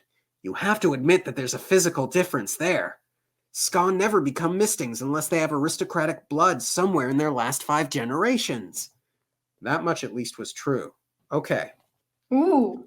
Okay, so it's strange to me that Kelsier does not believe that there is some degree of genetic difference here between the Ska and the nobleman. And the reason it is strange is because we know, it is known, Kelsier should know, that the terracemen have been selectively bred for certain traits. So why not the Ska and nobleman too? Yeah, it makes absolute sense. And literally the fact that allomancy is genetic should make him think about genetic things and lines and control. And yes, the culture makes it possible to do these things a lot easier in the noble houses or whatever to control, but those are just surface level explanations. And the way he goes, that much was true. That's kind of like, wait, so you don't believe the things you said before? I don't. Again, this distrust of Kelsier, I'm not feeling very confident in anything Kelsier says. So I'm like, wait. I'm trying to figure out what he means by at least that much was true. It's like, okay, wait. So are you lying to him? I don't know. I'm And the very other sensitive to him. Yeah. I think he's more lying to himself, but again, it just seems strange to me, especially given Ska think differently from noblemen, Kel. These soldiers are kind of timid, and they're the brave ones. Yeden's right about the general Ska population. It will never rebel. What if there really is something physically different about us? What if the noblemen are right to rule over us? Now, I disagree with that conclusion, but it's not necessarily a bad thing to acknowledge the temperamental difference at play here, especially if that temperamental difference was selectively forced upon the Ska, because once you acknowledge that, then you can move on. Now that Sazed is able to acknowledge that the Terracemen are a weak people who seek subjugation, then you can take the action to change it. So Kelsier being in denial about the differences, Kelsier taking the position that no, we are the same, I don't think helps or serves him. That's a blind spot. That's not going. You're right. And that leap from there is a difference to, oh, that means they're right to rule over us. That's not. I don't agree with that. But Agreed. You can notice it. Maybe it's because it's just a smaller, much smaller population. You can just say, oh well, look, they did it to the Terracemen. Maybe that's okay for him to believe. But is it just scary? Maybe it's scary to believe that that's what's happening with the Ska. And again, there is that thing of, I suppose he doesn't want to acknowledge that there is some sort of sinister physical difference that has probably been fostered over over centuries. Yes. But you need to acknowledge that, like you said, that you would have to change it. You would have to, in this it's literally called the balance. Well, we need to take the balance away. I agree with you on this, that he's got this denial, and that's not good. We need realism here. And then there are two more things that I need to mention here. I've known Ska women to have as many as 12 children. Oh, those poor women. Yeah, jeez. One after the other. God. Just spitting them out. The other thing, and I think this is a point in favor of the possibility that Brandon Sanderson might have written this chapter separately or at a different time from the other chapters, is they say you used to be able to tell Ska and noblemen apart by sight alone. That's changed probably through interbreeding, but most Ska are still kind of short. It has been made very clear that the Ska and the noblemen are not supposed to be interbreeding at all, that it is frowned upon, that these half-breeds need to be stamped out and killed quickly. So I can't imagine that if that were the case, or has been the case for 1,000 years, or even 200 or 300 or 400, that enough interbreeding would have happened that they would be so similar. Does that make sense? On such a wide enough scale?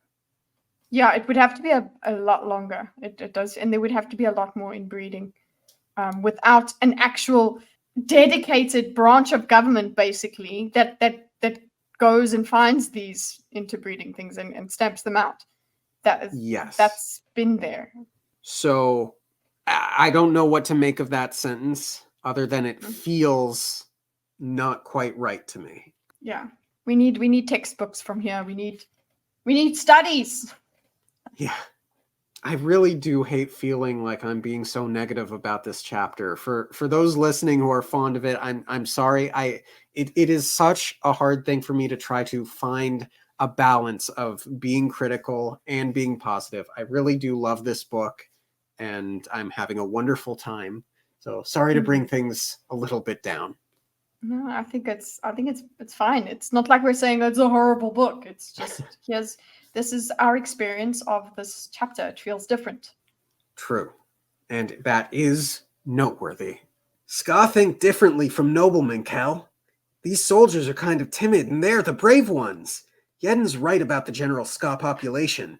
It will never rebel. What if there really is something physically different about us? What if the noblemen are right to rule over us? Kelsier froze in the hallway. You don't really mean that. Ham stopped as well. I guess... No, I don't.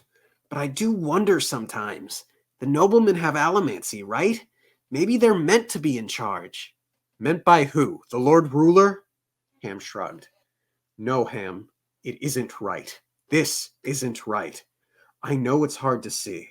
Things have been this way for so long, but something very serious is wrong with the way Ska live. You have to believe that. Slowly, Ham nodded. Let's go. I want to visit that other entrance. And that ends the first segment of this chapter. And that was a long segment. Yeah, it's a long chapter, this one. I think this is one of the longest chapters. Agreed. Let's get into the next segment. Let's go. The week passed slowly. Kelsier inspected the troops, the training, the food, the weapons, the supplies, the scouts, the guards, and just about everything else he could think of. More important, he visited the men. He complimented and encouraged them, and he made certain to use allomancy frequently in front of them. While many Ska had heard of allomancy, few knew specifically what it could do. Noblemen Mistings rarely used their powers in front of other people, and half-breeds had to be more careful than they. Ordinary Ska, even city Ska, didn't know of things like steel pushing or pewter burning. When they saw Kelsier flying through the air or sparring with supernatural strength, they would attribute it to formless allomancy magics. Kelsier didn't mind the misunderstanding at all. Despite all of the week's activities, however, he never forgot his conversation with Ham. How could he wonder if Ska are inferior? Kelsier thought, poking at his meal as he sat at the high table in the central meeting cavern. The massive room was large enough to hold the entire army of 7,000 men, though many sat in side chambers or halfway out into tunnels. The high table sat on a raised rock formation at the far end of the room. I'm probably worrying too much. Ham was prone to think about things that no sane man would consider. This was just another of his philosophical dilemmas. In fact, he already seemed to have forgotten his earlier concerns. He laughed with Yedden, enjoying his meal.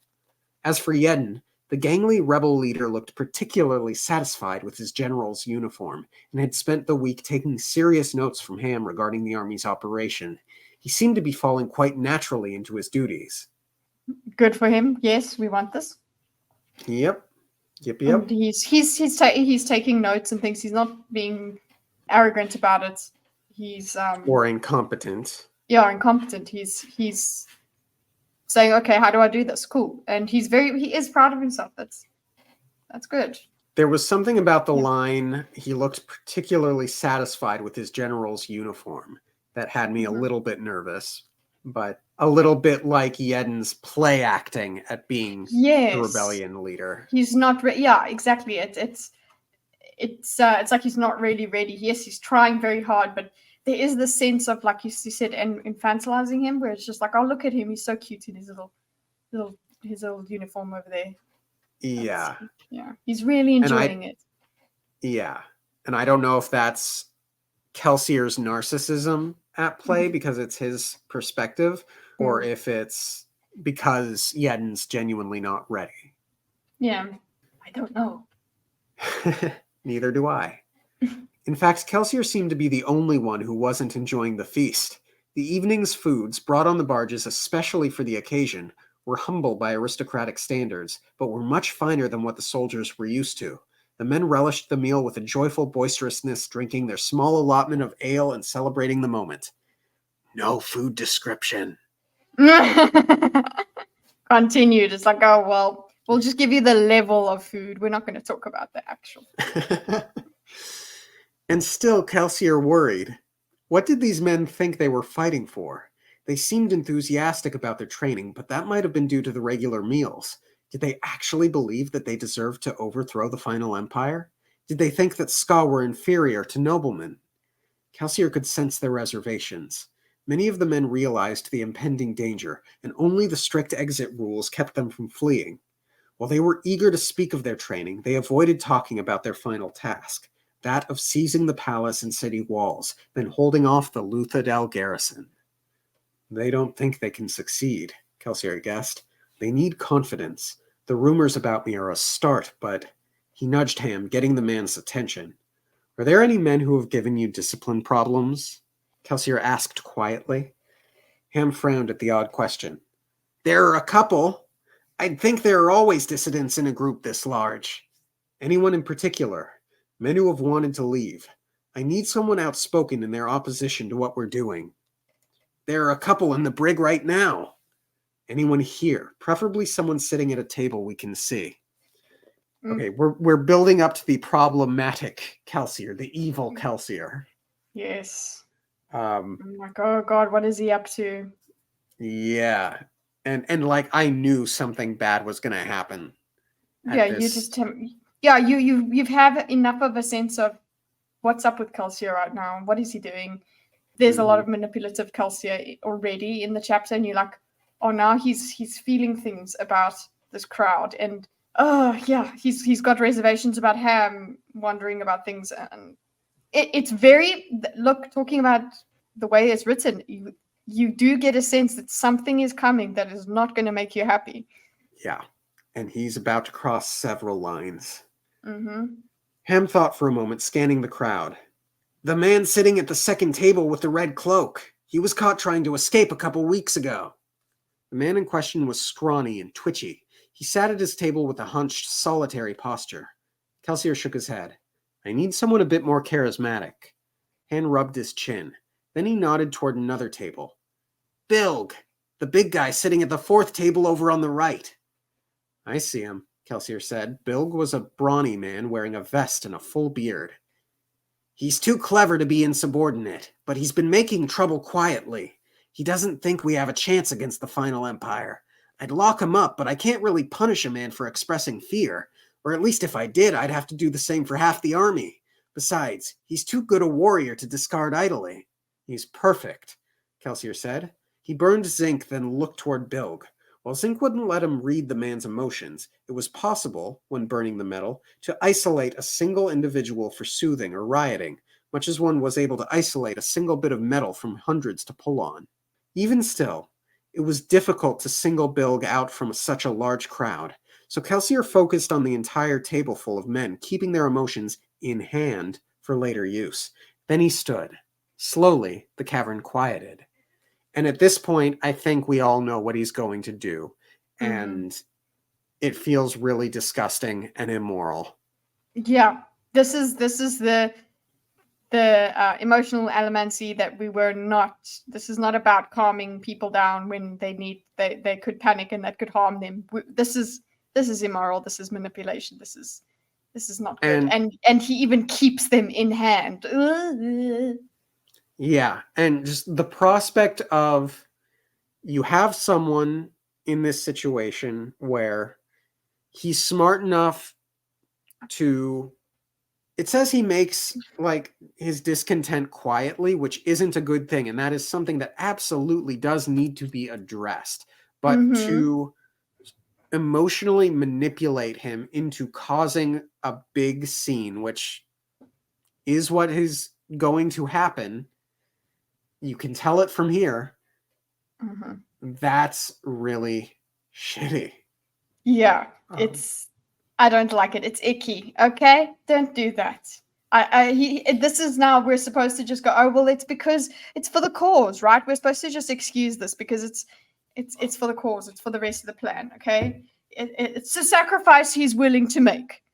Like Kelsier is so convinced that this needs to happen to give everyone in the army the sense of it can be done. And yes, morale like that is important, but there's got to be a better way to do it. Yeah, and also, so if we're gonna, yes, we know this morale is important. Can you imagine if they knew exactly how this morale relies on deception? It relies on people not knowing the exact truth. That makes it icky. That makes it not a good thing at all. Because if he's found out, you don't trust him. Why would you trust him? That all of that morale that you're busy fostering over here can be easily taken away when you realize that your savior or whatever has deceived you. It's gross. That's not someone worth following. I don't like that. Yeah. And it's almost the exact same thing as if he had pulled Bilg aside and said, hey, I need you to cause a scene later. Yeah. It's still fake. Yeah. Bilg didn't deserve this. Is Bilg an asshole? Maybe. Is he going around complaining to a bunch of fellow soldiers, making things worse? Probably. But there's a better way to address that, and then there has to be a better way to impress upon everyone that what they're doing can be done. Just because you can do this, that doesn't mean you should. Yeah. Naughty Kelsier. Men, before I leave, I wish to express one last time how much I was impressed by this visit. His words rang through the room, amplified by the cavern's natural acoustics. You are becoming a fine army. I apologize for stealing General Hammond, but I leave a very competent man in his place. Many of you know General Yedden. You know of his many years serving as a rebellion leader. I have confidence in his ability to train you further in the ways of soldiers. He began to riot Bilg and his companions, inflaming their emotions, counting on the fact that they'd be feeling disagreeable. It is a great task I ask of you, Kelsier said, not looking at Bilg. Those Ska outside Luthadel, indeed most Ska everywhere, have no idea what you are about to do for them. They aren't aware of the training you endure, or the battles you prepare to fight. However, they will reap the rewards. Someday they will call you heroes. He rioted Bilg's emotions even harder. The garrison of Luthadel is strong, but we can defeat it, especially if we take the city walls quickly. Do not forget why you came here. This isn't simply about learning to swing a sword or wear a helm. This is about a revolution such as the world has never seen. It is about taking the government for ourselves, about ousting the Lord Ruler. Do not lose sight of your goal. Kelsier paused. From the corner of his eye, he could see dark expressions from the men at Bilg's table. Finally, in the silence, Kelsier heard a muttered comment from the table, carried by cavern acoustics to many ears. Kelsier frowned, turning toward Bilg. The entire cavern seemed to grow more still. Did you say something? Kelsier asked. Now the moment of decision. Will he resist or will he be cowed? Bilg looked back. Kelsier hit the man with a flared riot. His reward came as Bilg stood from his table, face red. Yes, sir, the brawny man snapped. I did say something. I said that some of us haven't lost sight of our goal. We think about it every day. And why is that? Kelsier asked. Rumbling whispers began to sound at the back of the cavern as soldiers passed the news to those too far away to hear. Bilg took a deep breath. Because, sir, we think that this is suicide you're sending us to. The final Empire's armies are bigger than just one garrison. It won't matter if we take the walls. We'll get slaughtered eventually anyway. You don't overthrow an empire with a couple thousand soldiers. Perfect, Kelsier thought. I'm sorry, Bilg, but someone needed to say it, and it certainly couldn't be me. I hated that line. Yeah, it's like, oh god, he knows what he's doing. I think that's what makes us. You're like, oh, you're knowingly doing all of this. Oh. And maybe it's what feels super dirty to me is, to a point, he's right. Maybe someone did need to say it. But no, who are you to decide that it be Bilg? Yeah, no, it's right. What he's doing makes sense. But that does not mean I like it. We even have this. We even have a reminder earlier on in the chapter back to no man thinks his own. What is it? Men rarely see their own actions as unjustified. Well, you see, here it is. We've got this justification. It's all justified. He's got all the reasoning to do it. So just take it. Just keep going. And no, I'm not feeling it. And Preach. And neither does Ham. I don't think Ham likes it either. But yeah. Oh yeah, no, Ham sees right through this, and it makes me love Ham all the more. Yeah. He calls Kelsier out on this stuff. Yeah, I'm glad that there is someone there that's like, hello, I've noticed this. You are not just, you don't get to just play around. I know what you're doing. So, yes. It gives me hope for Kelsier, because I'm like, yeah, you need, we did speak about these steadying characters, because we always knew Kelsier had this in him. Yep. I see we have a disagreement. I believe in these men and in their purpose. I believe that you are a deluded fool, and I was a bigger fool for coming to these bloody caves. If you're so certain about our chances, then why can't anyone leave? We're trapped here until you send us to die. You insult me. You know very well why men aren't allowed to leave. Why do you want to go, soldier? Are you that eager to sell out your companions to the Lord Ruler? A few quick boxings in exchange for 7,000 lives? Bilg's face grew redder. I would never do such a thing, but I'm certainly not going to let you send me to my death either. This army is a waste. You speak treason, Kelsier said. He turned, scanning the crowd. It is not fitting for a general to fight a man beneath his command. Is there a soldier here who is willing to defend the honor of this rebellion? A couple dozen men stood up. Kelsier noticed one in particular. He was smaller than the rest, but he had the simple earnestness that Kelsier had noticed earlier. Captain Demier. Immediately, the young captain jumped forward. Kelsier reached over, grabbing his own sword and tossing it down to the man. You can use a sword, lad? Yes, sir. Someone fetch a weapon for Bilg and a pair of studded vests. Kelsier turned toward Bilg. Noblemen have a tradition. When two men have a dispute, they settle it with a duel. Defeat my champion and you are free to leave. And if he defeats me, then you'll be dead. I'm dead if I stay, Bilg said, accepting a sword from a nearby soldier. I accept the terms. I'm sorry. Yeah. No, Bilg cannot accept these terms. I was like, oh, this is not smart. He is under the he's under the influence. Yes. He is not in his right mind now, whether he knows it or not. He did not choose to be this angry. And like he had that anger. How dare Kelsier force that choice upon Bilg in this way? Yeah, he's compromised Bilg. So yes, Bilg had these feelings, but he has inflamed them to the point of where reason no longer applies, which is egregious moral and immoral stuff. And there's a line that's coming up. I don't think Kelsier has a problem with Bilg dying for this. Yeah, he does not. That was also what scared me about him. Like, hello, death? Hello, death? Death? It's all well and good to kill. Life, He is more than justified in his opinions regarding the nobleman. Oh, also, he literally... Yeah? No, go on. And then I'll get to it. Okay. He literally says the noblemen have a tradition. And he hates the noblemen, but he's now using something that the noblemen use. And he's like, it's okay, I can use this now. I'm going to just do this thing that noblemen do. Noblemen do scar fighting pits and things like that. They do all of this immoral stuff. Oh, but because you have the cause, Kelsier, you're okay. It's okay for you to do this. So you're going to... Where it's nice and convenient for you, you're going to use nobleman thinking. You're going to use nobleman tradition. Because why? Oh, because I'm justified. I can do it. It's gross. It's disgusting. Oh, well, it's only one life. It's just one guy. Yeah.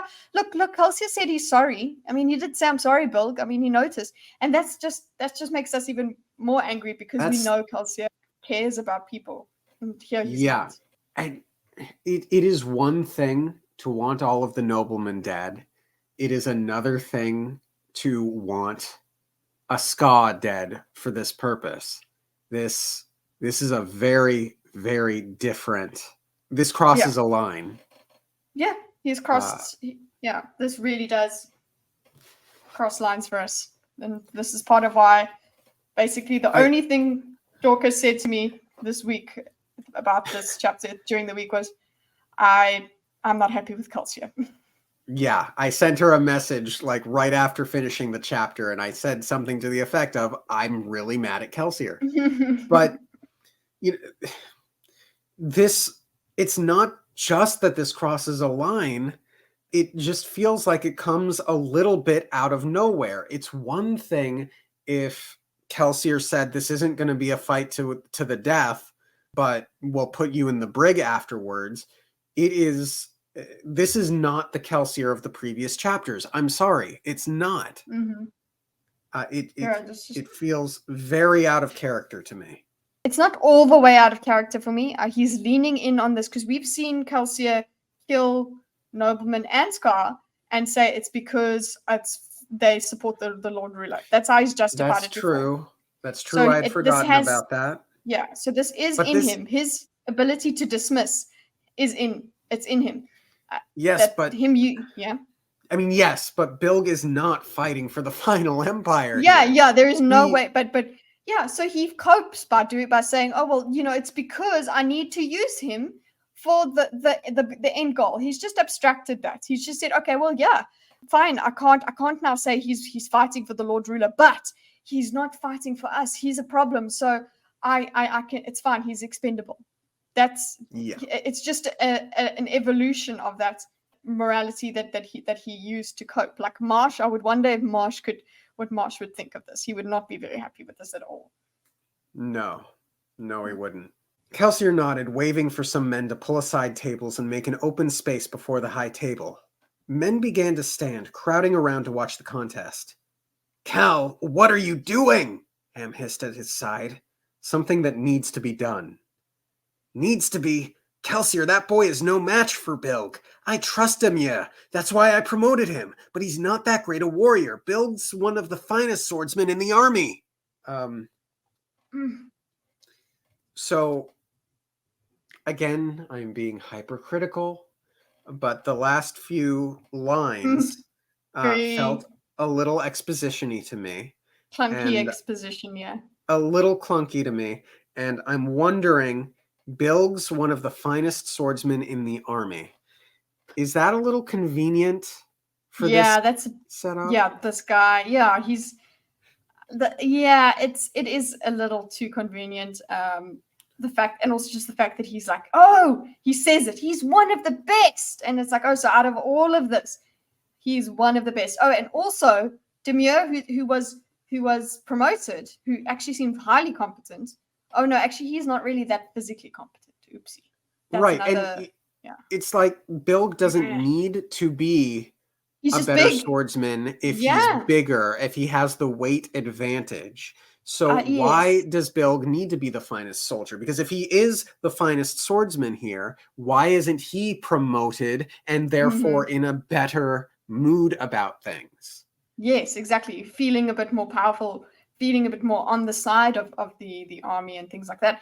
I think it is a bit too convenient. You're right. And because now, yes, we go into the next few lines and Kelsier sees the benefit of this guy being known as one of the best swordsmen. It's like that. So that's just adding another layer to what Kelsier wants from this interaction, which, yes, okay, it's a coincidence and happenstance. But for me, I agree. I'm like, oh, well, that was highly convenient.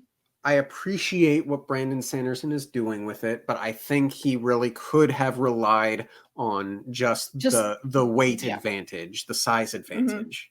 Yeah, exactly. The difference between these two men. That difference is enough. We don't need it to be, oh, well, he's also freaking the Achilles of the army or something, you know? No. Exactly. The men know this? Of course. Call this off. Demure is nearly half Bilg's size. He's at a disadvantage in reach, strength, and skill. He'll get slaughtered. That's the point. That is the point. And also... That's the point Kelsier's making. That's the other, It's just a little bit more of that exposition-y way of saying it. He clunky could have written this... Yeah, it's clunky. Yes, I know. Another one, yeah. Ham could have said that line and gotten that point across in a much smoother way, especially given how frantic I imagine Ham to be in this moment. Yes, and just in comparison to the other dialogue that we're always in love with, it does come off as what, which also adds to the sense of when was this written. Exactly. Like I am so convinced in my mind that this might have been one of the earliest chapters that he wrote. For the book. And well, the juxtaposition here, the fact that Ham is thinking that the fact that these men know that Bilg is a big sword fighter, a good one, that's going to change Kelsier's mind, but it's actually making Kelsier even more sure about what he's doing. That's why I groaned when you first read it, because it was just like, oh no, like it's just even more the we're talking about good writing about in terms of putting Ham here against Kelsier is perfect. It's clunky in execution in terms of the way the dialogue's gone, but the fact that we've got literally Kelsier going, oh, so the men know this, and we know what Kelsier means by that. We know Kelsier is going to say, oh, that's good, because I need him to be this and this and this in this context of my scheme. But we have Ham, who is like giving us what the crowd is going to be thinking. and it gives me more of the ickiness. No, Yeah. Kelsier, stop it. Kelsier ignored the request. He sat quietly as Bilg and Demio hefted their weapons, a pair of soldiers tying on their leather cuirasses. When they were done, Kelsier waved a hand, motioning for the battle to begin. Ham groaned. It would be a short fight. Both men had long swords and little armor. Bilg stepped forward with confidence, making a few testing swings toward Demio. The boy was at least competent. He blocked the blows, but he revealed a great deal about his abilities as he did so. Taking a deep breath, Kelsier burned steel and iron. Bilg swung, and Kelsier nudged the blade to the side, giving Demio room to escape. The boy tried a thrust, but Bilg easily knocked it away. The larger warrior then attacked with a barrage, sending Demio stumbling backward. Demio tried to jump out of the way of the last swing, but he was too slow. The blade fell with awful inevitability. That was a cool line. Oh, Awful that was so inevitability. scared. That was so scary for me when you said awful inevitability. I'm like, oh God, because I didn't know if this was gonna work. Okay, so when that happened, I was like, oh my God, is he dead? Is he done? He's gone, right? We've just lost. We've lost Demir. It went wrong. Kelsier missed, basically. That's what I went to. In terms of the feelings that I had in this scene, I was like, okay, this is not gonna go well. It hasn't gone well. Boom, he's gonna die. And like, oh God, what's the next plan? Was his plan to let Demir die and then he fights? I don't know. At this point, yeah, just that awful inevitability was just, especially also the way, okay, it says awful inevitability, and then it's a new line after that. You had a little bit of this pause. Kelsier flared iron, stabilizing himself by pulling against a lantern bracket behind, then grabbed the iron studs on Demio's vest. Kelsier pulled as Demio jumped, yanking the boy backward in a small arc away from Bilg. Demio landed with a maladroit stumble as Bilg's sword smashed into the stone ground.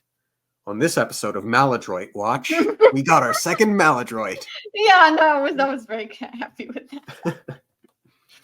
Bilg looked up with surprise, and a low rumble of amazement moved through the crowd. I have opinions, so many opinions that I want to say. But you want to go into the action of it, don't you? I don't know if you want to. Yeah, we'll get to it. Okay. Bilg growled, running forward with weapon held high. Demio blocked the powerful swing, but Bilg knocked the boy's weapon aside with a careless sweep. Bilg struck again, and Demio raised a hand in reflexive defense. Kelsier pushed, freezing Bilg's sword in mid-swing. Demio stood, hand forward as if he had stopped the attacking weapon with a thought. The two stood like that for a moment, Bilg trying to force the sword forward, Demio staring in awe at his hand. Standing up a bit straighter, Demio tentatively forced his hand forward. Kelsier pushed, throwing Bilg backward. The large warrior tumbled to the ground with a cry of surprise. When he rose a moment later, Kelsier didn't have to riot his emotions to make him angry. He bellowed in rage, grabbing his sword in two hands and rushing toward Demio. Some men don't know when to quit, Kelsier thought as Bilg swung. Demio began to dodge. Kelsier shoved the boy to the side, getting him out of the way. Then Demio turned, gripping his own weapon in two hands and swinging at Bilg. Kelsier grabbed Demio's weapon in mid-arc and pulled against it forcefully, ripping the steel forward with a mighty flare of iron. The swords smashed together, and Demio's Kelsier-enhanced blow knocked Bilg's weapon out of his hand. There was a loud snap, and the large miscreant fell to the floor, thrown completely off-balanced by the force of Demio's blow. Bilg's weapon bounced to the stone floor a distance away. Demio stepped forward, raising his weapon over the stunned Bilg, and then he stopped. Kelsier burned iron, reaching out to grab the weapon and pull it down to force the killing blow, but Demio resisted. This man should die, Kelsier thought angrily. On the ground, Bilg groaned quietly. Kelsier could just barely see his twisted arm, its bone shattered by the powerful strike. It was bleeding. This man should die? This man that you forced into this confrontation. Yeah. Why should he die? Oh boy, because he's speaking treason. Oh God. This also makes me just thinking. Yeah, look. This is how what these sort of things the Lord Ruler just went through and became the Lord Ruler. This is exactly the kind of thing that could happen to Kelsier. He becomes this tyrant through all of these little tiny things that he thinks he's doing for the right reasons, and then this man should die. And it's like, whoa, whoa, whoa. What has caused you to go all the way through that? And I love that Demure is actually against it. That was a great, great decision, because it's like he is moral. The morality of Demure is what stops Kelsier, not Kelsier. It's the fact that he has to push harder. Demure is actually fighting against the urge or fighting against this blow to kill the guy. So that is what stops Kelsier. Oh God, it's egregious.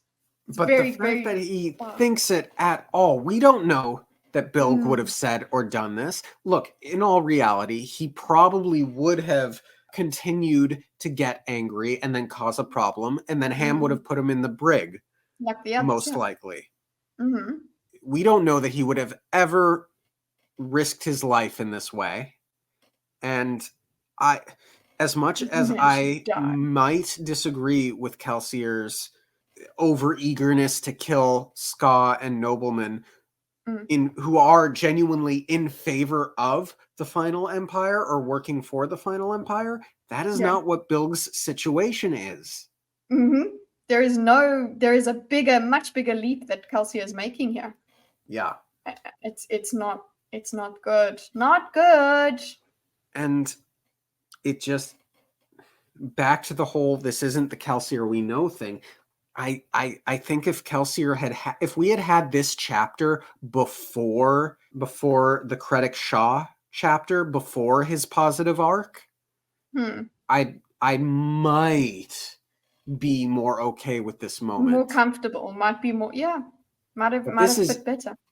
Yeah, but this is after the changing for the better commentary that we've had. Thinking about a daughter or whatever, but then also I guess you could think, okay, I suppose you can go even more crazy because you just become even more incensed that now I'm fighting even harder. I can become illogical. I'm just going on my feelings now. And also just remembering as well that he has just gone through, we've seen him remembering the pits of Hathsin. So all of those horrible feelings around the pits are underneath all of this that could make him more angry, more susceptible to his darker desires. He's in that kind of state. This man represents the doubt that Ham has as well, and that also angers him. So it makes sense in context. It's all inflamed. He's all inflamed, but I'm like, where is this positive thing? We had the positive. The positive is just not there at all. So it feels like out of nowhere. And so it's out of nowhere in terms of it's really tough because I don't know what I would do in this situation. I agree that there's a problem. I agree that there is a certain degree of hopelessness here that needs to be addressed. I am with you, Kelsier. But it has to be done right. It has to be done a specific way.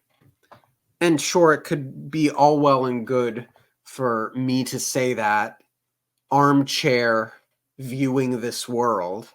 But yeah, I don't know. Your morality is different to his. And just another thing, just to make you feel a little bit more about, okay, maybe are you feeling you're being too soft on him or too soft here? This is comparable to something Tony Soprano did. Okay, he goes and beats up one of the strongest guys in the crew to remind them, because he's feeling insecure in his position. So he goes and like basically just fights him, and this man can't actually fight back because he could crush Tony if he wanted to, but Tony's the boss, so you can't. So he puts this kid in this position, this kid that actually doesn't deserve it at all. He makes up a stupid reason. So this is something Tony Soprano did. Kelsier's doing. Yeah, and Kelsier's cheating, and how apparent when we find out exactly how apparent. It becomes apparent that he's cheating. So is this really the victory that he wants? Yeah. Is this worth it? Yeah. For clarity, I am officially putting Kelsier in the chaotic evil category. Okay. Uh, Official. on the- It's official. It happened here. It You is- heard it here. Yep, you heard it here, folks. Kelsier is chaotic evil. No, Kelsier thought, this is enough. He released Demio's weapon. Demio lowered his sword, staring down at Bilg. Then Demio raised his hands, regarding them with wonder, his arms quivering slightly. Kelsier stood, and the crowd fell to a hush once again. Do you think I would send you against the Lord Ruler unprepared? Kelsier demanded in a loud voice. Do you think I would simply send you off to die? You fight for what is just, men. You fight for me. You fight for me, Kelsier? What? Yeah, you now? I will not leave you unaided when you go against the soldiers of the final empire. Kelsier thrust his hand into the air, holding aloft a tiny bar of metal. You've heard of this, haven't you? You know the rumors of the 11th metal? Well, I have it, and I will use it. The Lord Ruler will die. The men began to cheer. This is not our only tool, Kelsier bellowed. You soldiers have power untold within you. You have heard of the arcane magics that the Lord Ruler uses? Well, we have some of our own. Feast, my soldiers, and don't fear the battle to come. Look forward to it. Ugh. The room erupted in a riot of cheers, and Kelsier waved for more ale to be delivered. A couple of servants rushed forward to help Bilg from the room. When Kelsier sat, Ham was frowning deeply. I don't like this, Kel. I know. We don't like it either. No, we do not, and good on you, Ham, for saying it. Seriously. Ham was about to speak further, but Yedden leaned across him. That was amazing! Kelsier, I didn't know! You should have told me you could pass your powers to others. Why, with these abilities, how can we possibly lose? Yedden. First off, yeah. How can we possibly lose is the worst mindset that he can have. Kelsier should not let him be overconfident. No, this is you're showing, you're making them think they have some sort of miraculous power that no, it's you're putting them at a disadvantage. This is fake morale. This is folly, okay? And also Yedden's come on, Yedden. Of course, think about why hasn't he said this to you before? Hey? Yeah. Like, why hasn't he said this to you before? What you've told him that he's an idiot and that there's no way that we could win this. Why would he not tell you this? Like, why would he not tell you, hey, I can actually transfer my powers to other people? And so think a bit critically on this, Yedden. But you've just been pulled in on this scheme. This is he's gullible. He's like, oh well, this is great because he just wants to believe so hard. He does. It's like, I'm just sitting here I'm face palming. It's more of that slavishness that we are getting from Yedden in specifically this chapter. And Yedden is part of the crew. As much as I didn't like him in those first few chapters, he deserves more forthrightness and respect, as much as Kelsier would normally give, because Kelsier has lied in the past, but they have been smaller lies. As far as they've been smaller, less egregious, less morally. Oh god, they've been and a little bit more dodgy. He knows there's an 11th metal. He has the 11th metal. He just doesn't know what it does, so he dodges the question when asked upon him. But this is very different. This is it's not lying by omission. It's outright lying. Ham laid a hand on Yedden's shoulder, pushing the man back into his seat. Eat, he ordered. Then he turned to Kelsier, pulling his chair closer and speaking in a low voice. And that is more infantilizing. And I know why Ham is doing it in this case. I don't like it. And Ham is now in the position that he has to lie for Kelsier. He could tell everybody, no, this is not right. He knows it's a lie, but now he is in the position that he's the one that knows the truth. Yedden's over here completely taken by the lie. So he's just like, oh, just sit down because I can't deal with you right now. And yeah. Ham is the moral one. He's the one Yes. that doesn't lie. He thinks about things. He thinks about any action he's going to take. So yeah, he knows exactly. He's feeling what we're feeling here. And this next line. Let's go. You just lied to my entire army, Kel. No, Ham. I lied to my army. Ham's face darkened. Kelsier sighed. It was only a partial lie. They don't need to be warriors. They merely have to look threatening long enough for us to grab the atium. With it, we can bribe the garrison, and our men won't have to fight. That's virtually the same thing as what I promised them. Ham didn't respond. Before we leave, I want you to select a few dozen of our most trustworthy and devoted soldiers. We'll send them back to Luthadel with vows that they can't reveal where the army is, so that word of this evening can spread among the Ska. So this is about your ego? Ham snapped. And if Ham is snapping, you know you done messed up. Kelsier shook his head. Sometimes we need to do things that we find distasteful, Ham. My ego may be considerable, but this is about something else entirely. Ham sat for a moment, then turned back to his meal. He didn't eat. However, he just sat staring at the blood on the ground before the high table. Ah, Ham, I wish I could explain everything to you. Plots behind plots, plans beyond plans. There was always another secret. Okay, those last few lines. I wish I could explain everything to you. So one, that plays into the manipulation that he does in this chapter. He's extremely manipulative.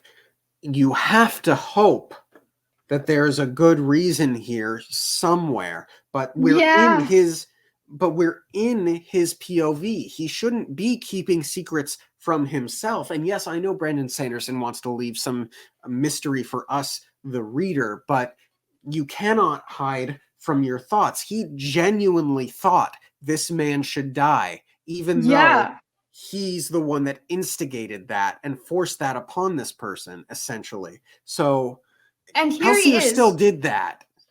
Yeah, and here he is talking about sending some other men back. Because remember, if we're going to try and say, this man should die because he was going to, betray us. No, we're going to find some trustworthy men and let them leave. That'll be fine. They're fine because they serve my purpose. And it's very hard to come up with what possible good enough reason. It just doesn't seem like there's a good enough reason. I can't imagine one. The way that he's done this, the manipulation that he's done, and I understand there needed to be some sort of, like we've said, there needed to be some sort of addressing this sort of problem. But the way that in which he did it, that I don't find any reason for that to have been the way he did it. There's not I don't feel like there's any plot upon plot that is going to be a good enough reason for me to like these actions. Agreed. And he's convinced. He's convinced himself. And you know what? Yes, I understand. Of course, it's a writing decision to not let us know those plans that Kelsier has in mind. But it could also be as well. We've also got this. It's believable that he doesn't even go to those plans in his mind because those are scary. He's done that before. So that as much as those plans are supposedly going to justify his actions, I don't think that they do so as well as he thinks. He's in a bit of denial here. So it's annoying. And I will say, for as many complaints as I've made about this chapter, at the very least I can say I was emotionally affected by quite a lot of it. Yes, it's very the manipulation, it's the fact that it had such an effect on us is a testament to it. Actually, it is still a very good chapter. There's bits that we are like, we don't know about how the way it sits or whatever, but the feelings that it brought up in us are a result of good writing. So it makes me just go, I need to get to the next chapter and I need to figure out this tension is killing me. And I'm very mad at Kelsier because I also feel like Ham, actually. He's like like he's talking to Ham. He's like, "Oh, I wish I could explain everything to you. Plots upon plots is always another secret." I'm like, "Yeah, you're keeping secrets from me. I'm angry with you." And yeah, we're just sitting here waiting for we at his mercy. And that line that it's my army. Oh God. Yeah, that's ominous. That's scary. That's yeah. And I think that line specifically might be part of the manipulation. I don't necessarily know if he genuinely believes that or if that's part of the I wish I could explain everything to you part. Like maybe he's trying to become disliked. Maybe he's trying to fulfill the prophecy. They will love him and hate him. Yeah, maybe he's doing element. That, yeah. Maybe he thinks he's the chosen one. Maybe it's that he thinks he's the chosen one, not that he actually is. And he's trying to forcibly insert himself into the prophecy. Just a note, okay, I don't know if this might be just a radical thing, but we spoke about this. We were given this nugget about the hill, okay, that gets defended. And there is no, as far as I can tell, there's no place on the map that is marked as that place. So it's not like it was just a place in history. It was what they called that hill. And then I did find it quite noticeable that several times it was referred to as how the caves are under hills. I don't know. It's a conspiracy theory sort of thing that I just thought, let me just mention it because it did cross my mind where I was like, wait, is there going to be some sort of thing that Kelsier defends this hill or something like that? I don't know. I just had the word hill in my head. So I think it's unlikely, but I just thought I would mention it anyway because who knows? Excellent. Oh man, is there anything else to say on this chapter? No, I'm just busy. I'm reeling from it. That's it. Angry. Reeling. All right then. Thanks everyone for tuning in. Yes, thank you for listening to this longer chapter, one of our long ones. Yes. If anyone has any hyper-specialized knowledge about the specific chapter order that Brandon Sanderson wrote this book in, let us know if we're correct. Yes, it would be very interesting. But also remember, no spoilers. Yes, no spoilers. Yeah. Okay. But also, if you disagree, if you think that this is entirely in character for Kelsier, please let us know why. I would very much love to hear what you think on that. That's what we're doing it for. Yeah. Yeah. Like and subscribe to ThatDarnKitteh. To the No One Has To podcast. Bye. Bye.